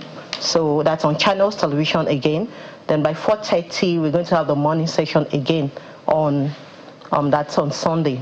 So Channel seems to be our go-to for the platform for Nigeria. But you also mentioned YouTube. Yes, so YouTube is... So YouTube is going to be real time? Real time, yes. Okay, so the one that's midnight there, people can see it if they are able to stay up late? Yes, that's correct, they can. So what are the... Okay, let me come to you, Madam Happiness. What are the expected takeaways from this conference? Okay, so we know that our individual lives depend on Jesus Christ. Our lives are centered on Him. So we expect to view messages of peace, love, and then apply these principles to help us increase our faith in Jesus Christ and become more closer to Him. And when we apply these principles, we get to see good results. So the positive feedback or impact we are going to get from this conference is the changes we get after applying these principles. So tuning in and listening to the men of God speak to us and heed to their counsel will bring good real messages and a lot of changes in our individual lives. As the president said, many would want everyone, he wants everyone to be there, all the millions to join other millions. Yes. But most of these millions expectedly will be young people. What is the takeaway from them for the young people? Okay, for the young people, as we all know, in our country today, we face difficulties, we face challenges, we face things that most times bring down our spiritual life and make us think about the future with dismay and sadness. So they take to the young people concerning these conferences that they should stay tuned and then listen to words from our true prophets that will help them navigate mortality and help us tackle challenges that would have brought us down and then maybe derailing from the right path that we are supposed to be. So when we listen to this conference, we tend to get messages and insights that are really powerful and will help us. Mr. President, I noticed in that little, should I call it a commercial, or should I say invitation that was played, that it was all young people. Is there any particular reason why it was all young people? Because I know for a fact that, number one, you're calling young people to a conference. Number two, you're calling them to a religious conference. They hardly have time for all that. They have other fish to fry. Oh, this invitation is not limited to young people alone. It's invitation to all. Conferences are a time when the Lord speaks to the whole world. Despite your denomination, your age, and race, the invitation to come hear the words of prophets and apostles and listen to the Savior is available to all. And so... Yeah, my question is there any particular reason why you used only young people? Well... Is there a special appeal to them or what? Okay, let me say, in the church, we believe in the rising generation. Yes. The young ones are the rising generation, because the old people will definitely move aside. And if they are not being involved now, when we are now, then we might lose it up. So in the process of not being able to lose it, we're bringing the rising generation, the younger ones, closer, so that they can feel and understand and be able to do the right thing, when they are called upon. Because the young shall grow, we all know. Of course. So it's best to catch them young, so that when they grow, they will not depart from the faith. Okay. I think you wanted to add to that. Yes. Yeah, she already said most of it. Okay. Oh, okay. Let me come to you. What has been how has this annual conference affected your life? Okay, particularly, I would love to share an experience when in one of the conferences they talk about being a peacemaker. And I personally come to find out that after applying that particular principle, I had this joy and happiness in me in a situation I found myself that had been bothering me for a long time. And then applying this principle of being a peacemaker helped me in my individual life. And I was happy. It brought peace and happiness. What does that mean, being peacemaker? Okay, in our country today, we find ourselves in challenges, in situations between our neighbors, our friends, even in the family and in the home.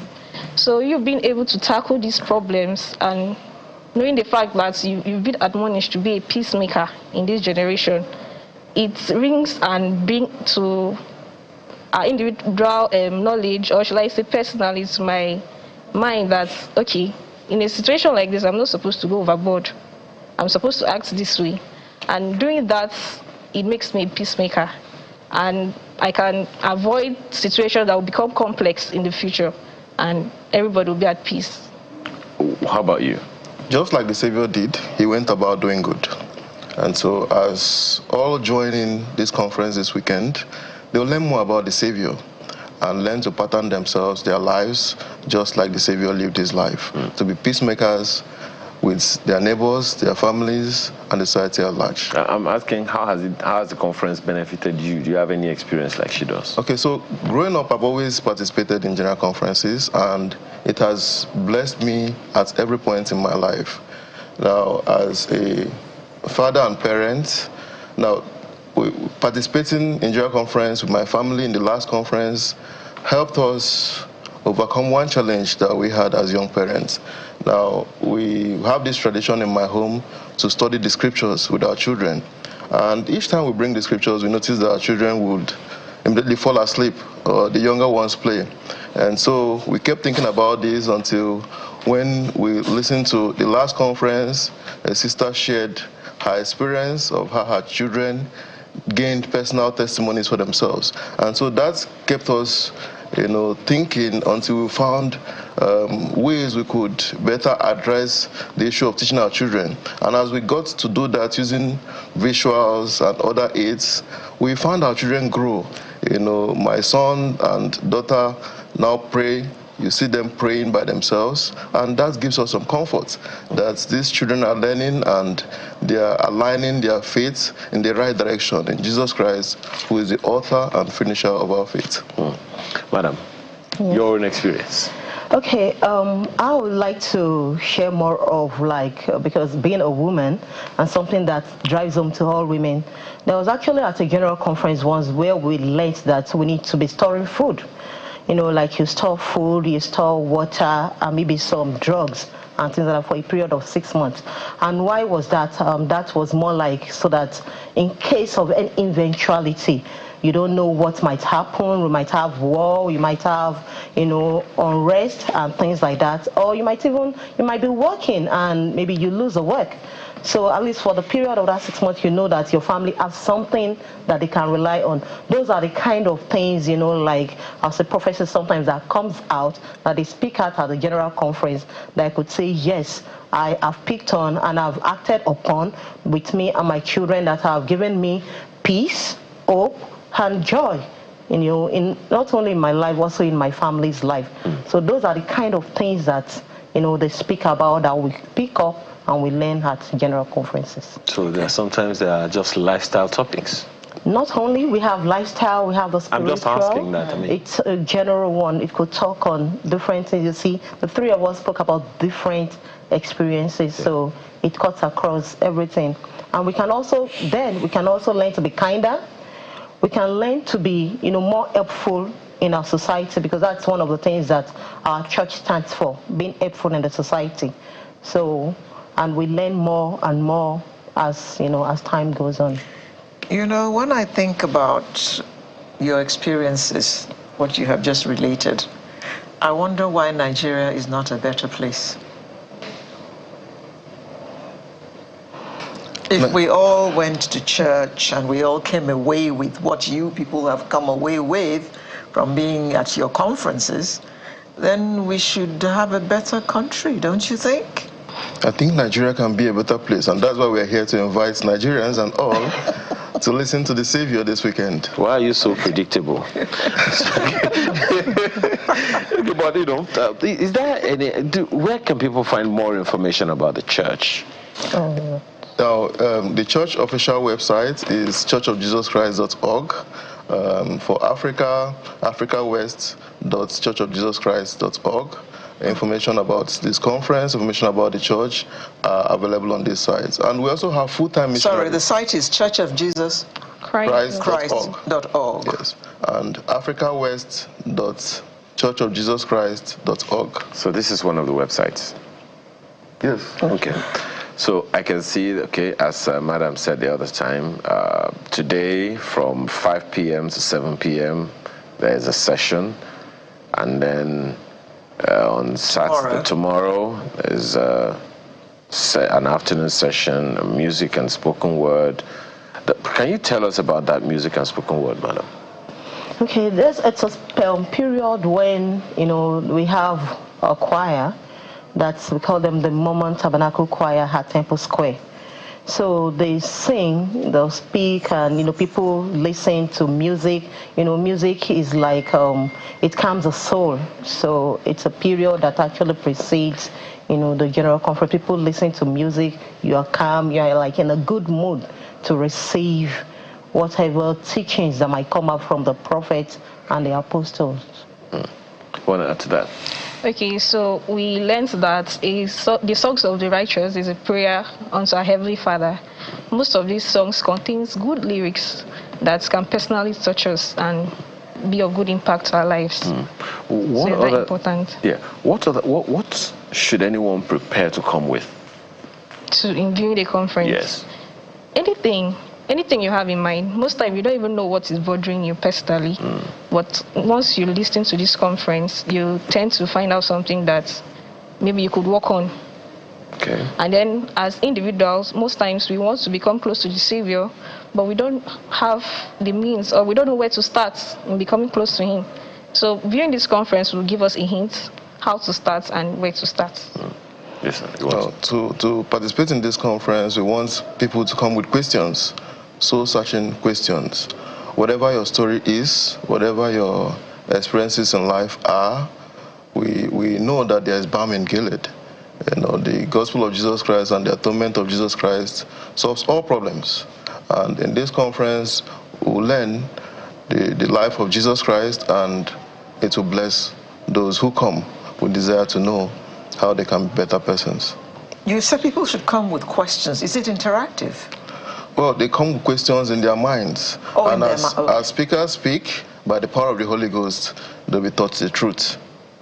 Okay. Is there anything else you'd like to tell us about the conference? Okay, yes. I just want people that are coming, because as we are all sons and daughters of God, we should come with a listening ear. It's not enough to just sit in front of the TV and just be watching.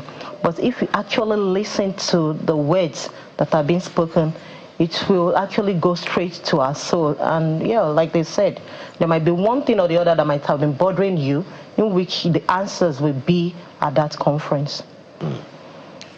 So the conference is this evening, 5 p.m. Nigerian time, on Channels Television, and you can also follow on YouTube live, and repeat tomorrow morning at 11 o'clock, also on Channels Television.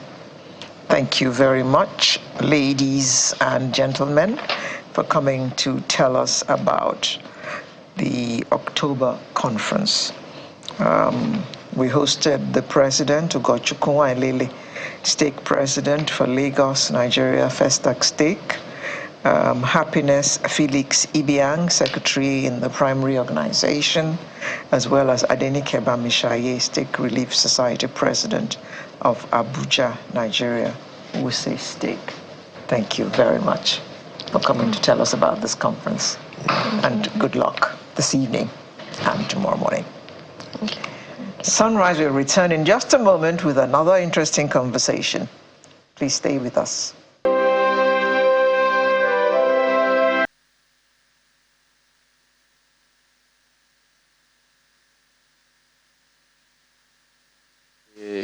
Come to you, River State PDP Stakeholders Forum have a live transmission to bring to you, but mostly for our DSTV platform.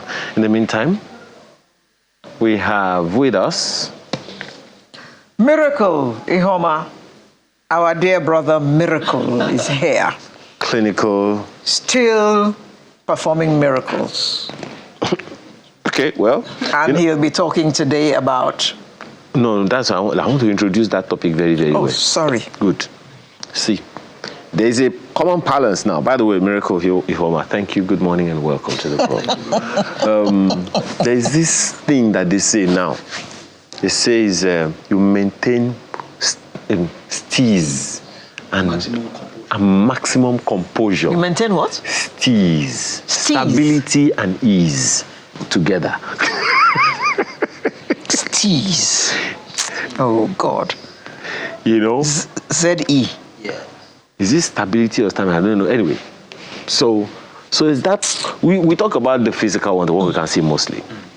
But this one, the mental composure can be quite an issue, right? Help us understand it. Yeah.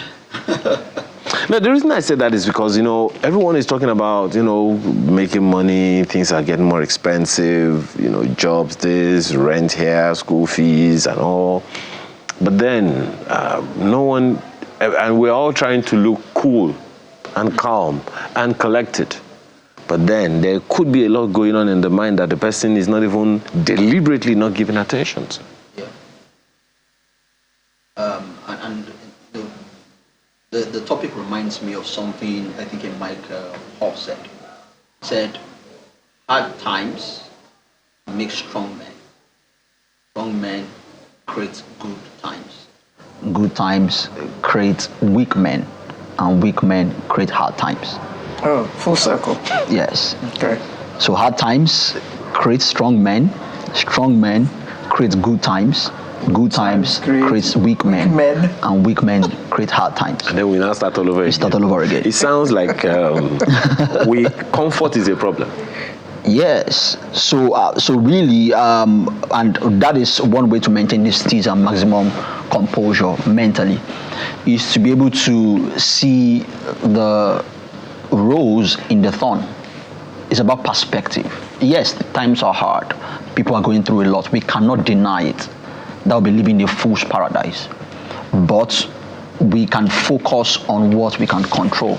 And another quote comes to mind again, which says, it's a prayer by, I've forgotten the person who made that prayer. He said, God, give us a serenity to know the things we can change, the courage to change the things we cannot change. Give us serenity to know the things we cannot change, the courage to change the things we can change, and the wisdom to know the difference.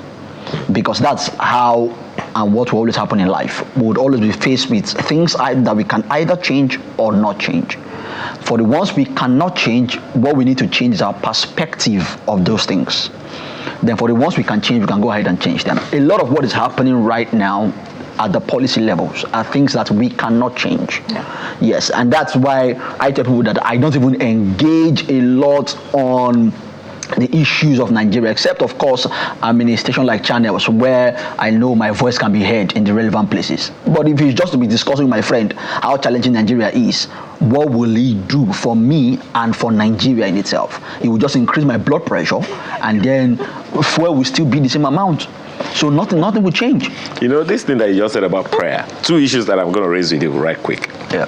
I think it was on Sunday, Dr. Samadiemi was making, after the Saturday conversation we had with him, Dr. Samadiemi was making a speech somewhere, and he said, we need to know the difference between what the responsibilities of humanity and the responsibilities of divinity.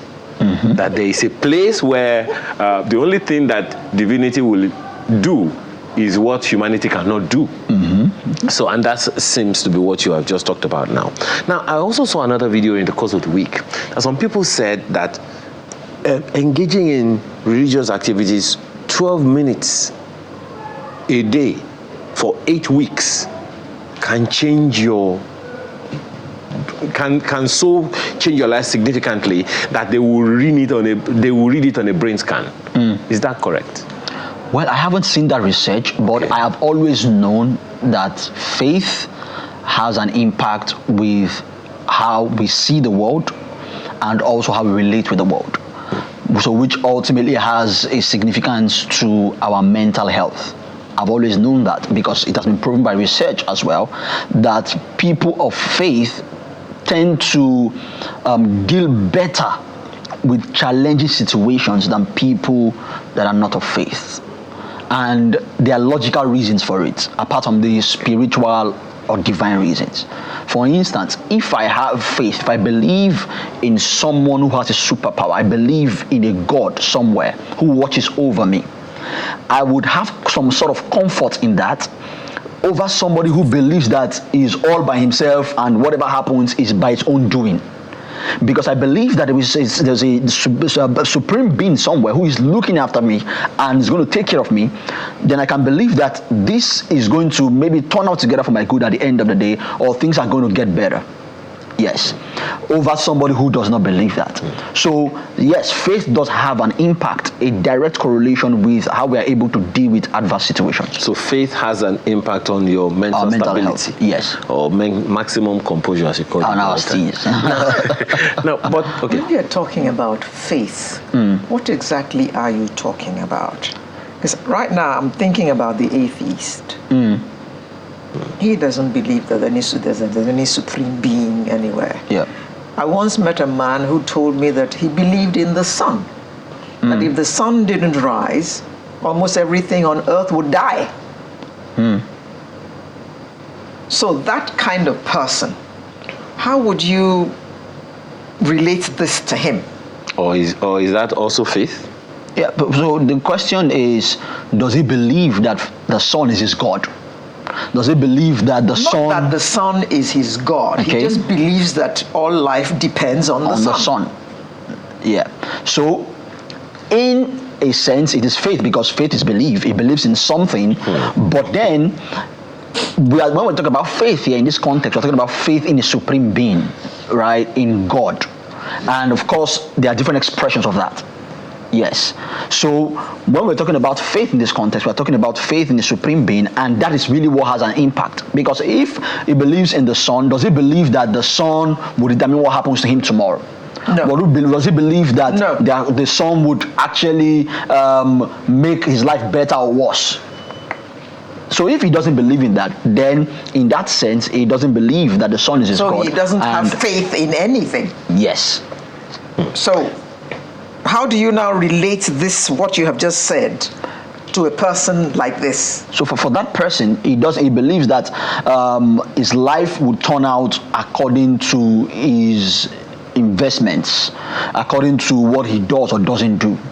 So for that person, it is easier, for instance, to maybe give up on situations where he doesn't have control, because he doesn't believe that there is anything extraordinary that would help him in such situations. But for the person of faith, he believes that, okay, God is going to come through for me. God is all things are going to work out together for my good, right? And that in its sense gives him some sort of comfort. Yes, that he can rely on. Or maybe this fellow believes that for as long as the sun rises in the morning, everything is going to be okay. Okay. All right. But to the real issues, because this faith thing, as Dr. Samadiemi also said, no angel is going to come and build our bridges. So that one, we should take it to the bank. But it is so easy for people to believe, to maintain this composure we're talking about, until something happens. How do people prepare for a situation that they cannot control? Because it will come. For instance, this is what now? October 5, 2024. October 5, 2023. We didn't anticipate this level of hardship, as to put it that way. No one anticipated. Well, we saw it coming. We had seen it coming. Well, you could only have had an inkling. Would you ever have guessed that a dollar will rise up to 1,500 naira to the dollar? So, and then there's also someone who was talking yesterday on a program we had. Look, as at X number of years ago, even months ago, the naira had a particular value in dollars, but now it's way less. Those who didn't see that coming, how does believing help?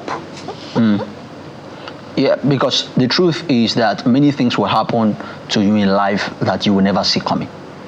It is, this is something generic, but there are also personal things that would happen to every one of us that we will never see coming. And that's why we must live with that consciousness to start with, to say that there are things that are going to happen that I will not be prepared for. But I can be prepared to go through whatever that challenge is, in the sense that having that consciousness in itself helps me to be prepared for whatever happens. What are the consequences of not being mentally prepared? It's going to take you unawares, and it's going to affect you. It's going to have an adverse effect on your mental health.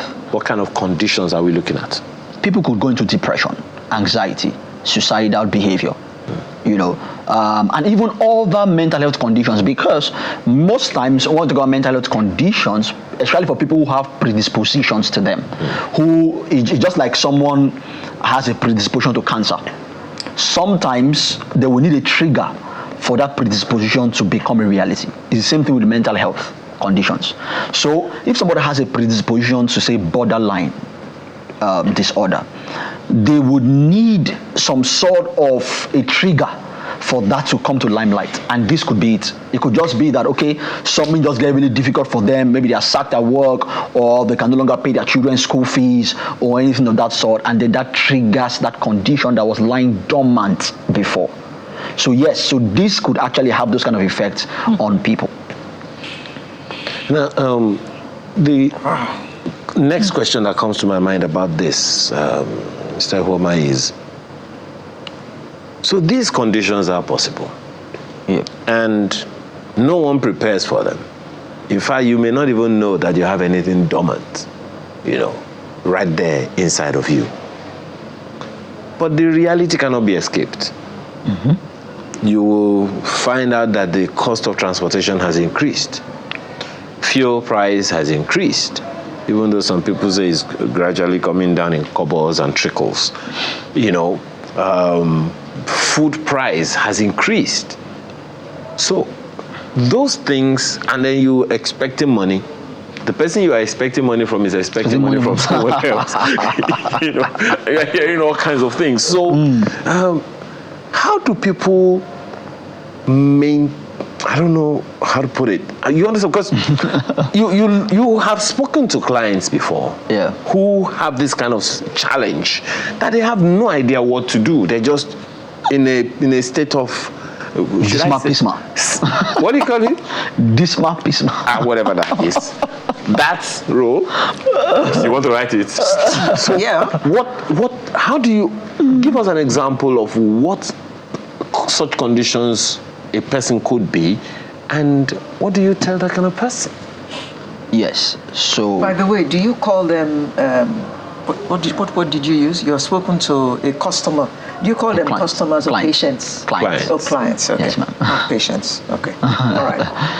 Yes. So the like you said, every one of us, we're all going through this, but one of the things I would differentiate one person from another is how much adversity quotient you've been able to build.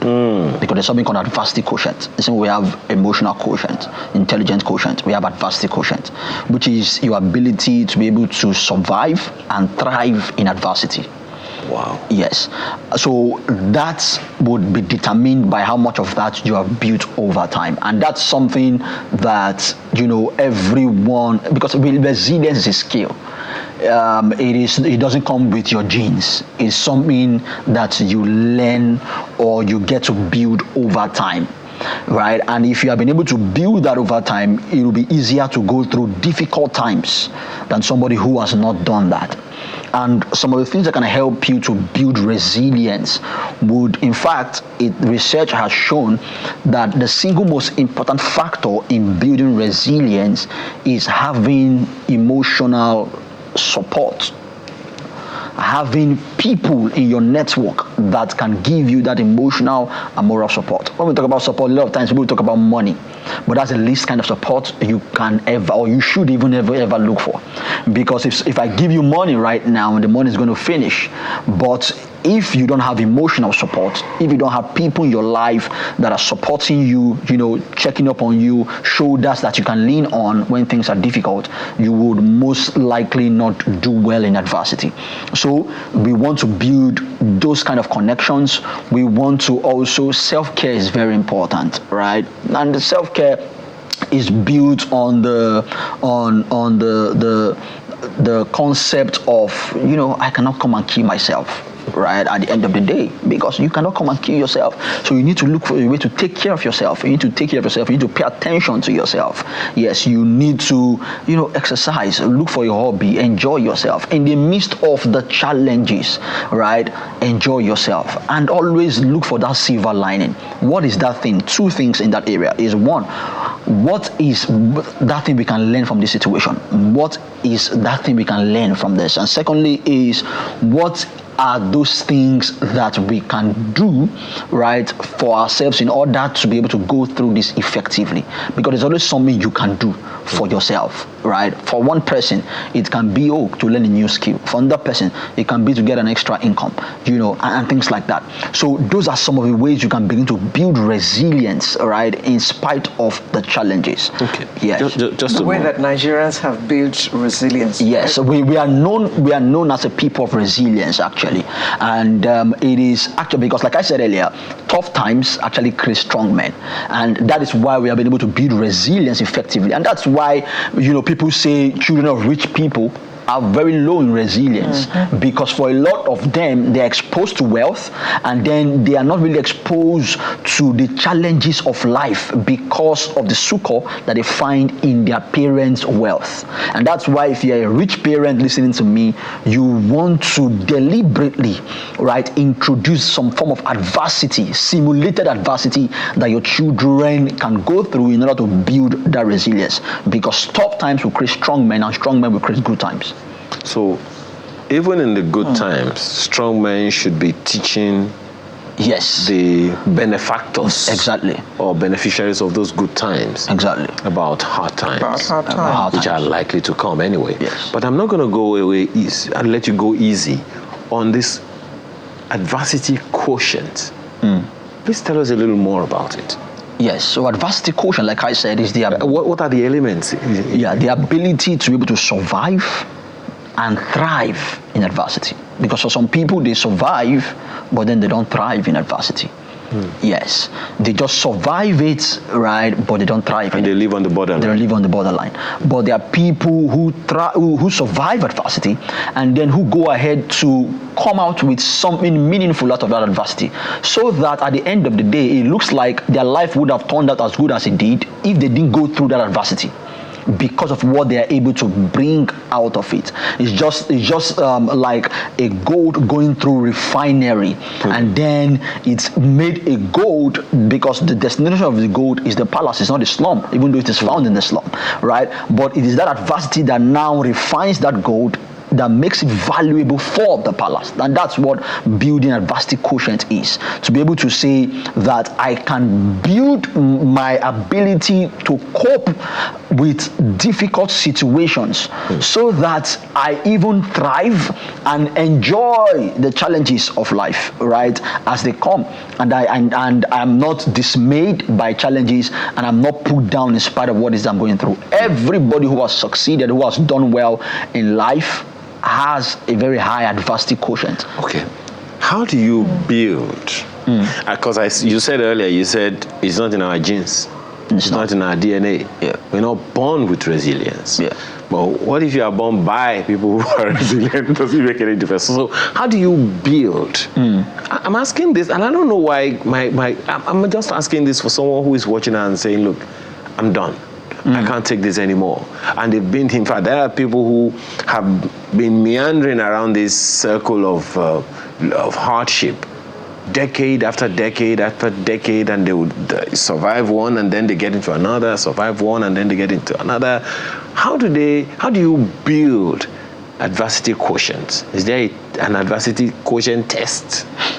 Yeah, of course. There are tests. The same way that we have emotional intelligence tests. Yeah, there's an adversity quotient test or assessment that you can take to check, the level of your adversity quotient, how much you can thrive. So they can just Google now. Yeah, adversity quotient test. Assessment, yeah. And then you find it. So how do they build? Yes. So it is in some of the things I've already mentioned right earlier.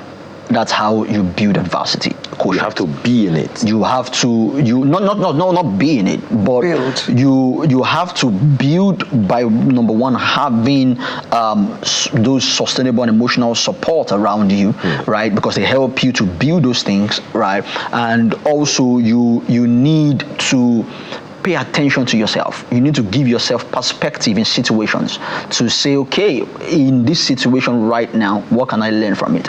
Because a lot of the times people focus on the wrong things, and that's why they're not able to deal with those things. They focus on the wrong things. They are looking at, okay, why is this happening to me? Instead of what can I do to come out of this, right? And it's all about problem solving, because that's one of the things people need to learn, problem solving skills. A lot of people don't know how to effectively solve problems, right? Because when you are faced with a problem, you want to ask yourself, is there anything I can do about this problem? Because there are problems you cannot do anything about. What you need to do is to change how you are thinking about the problem. But then there are problems you can do something about.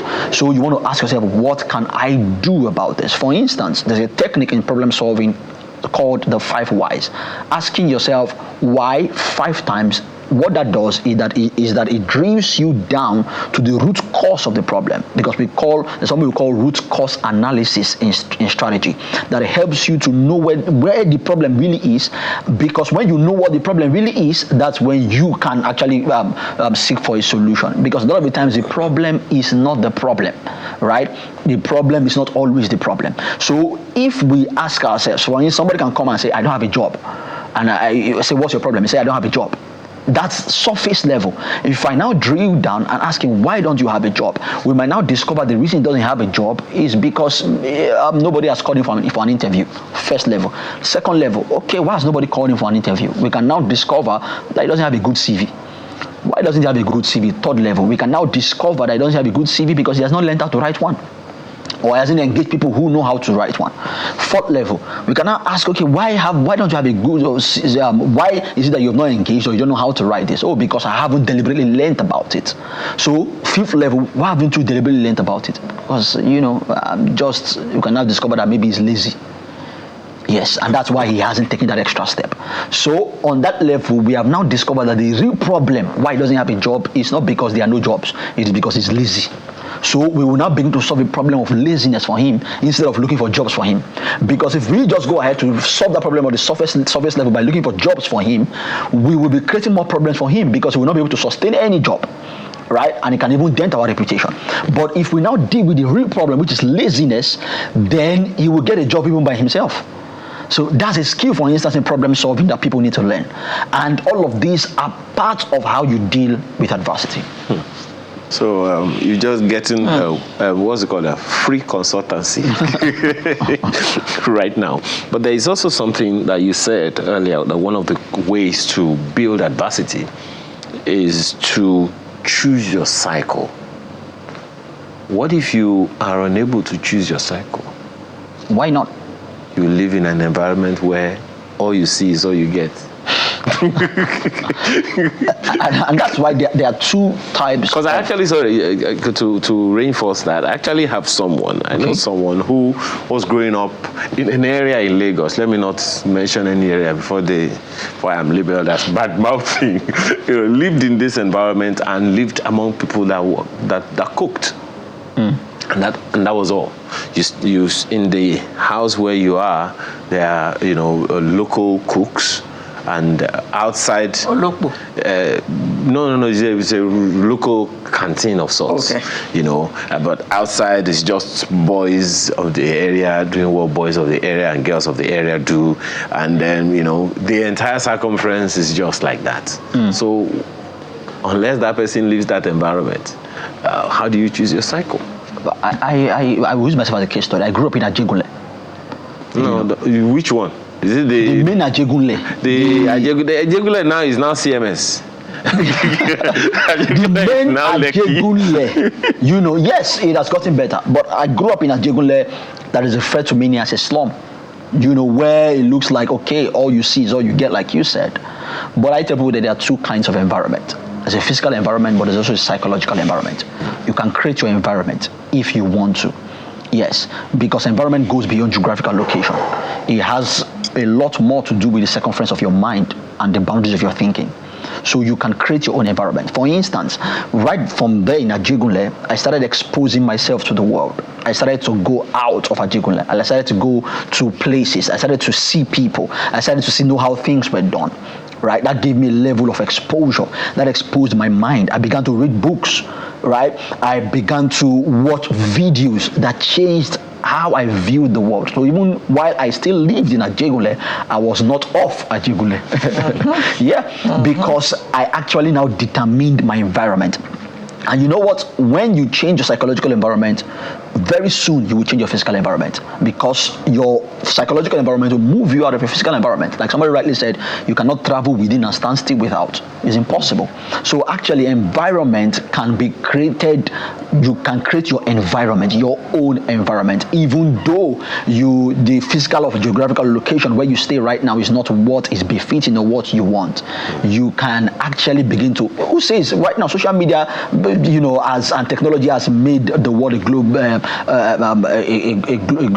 global market, right? So there's globalization where from where you are right now, you can have friends in Dubai, you can have friends in the US, you can have friends everywhere. So who says that you must be limited by where you're staying right now or where you live? So what caused you to remove your mind from your locale? Because many are not able to do that. They are a product of where they grew up. And they are not able to change their worldview because of where they were.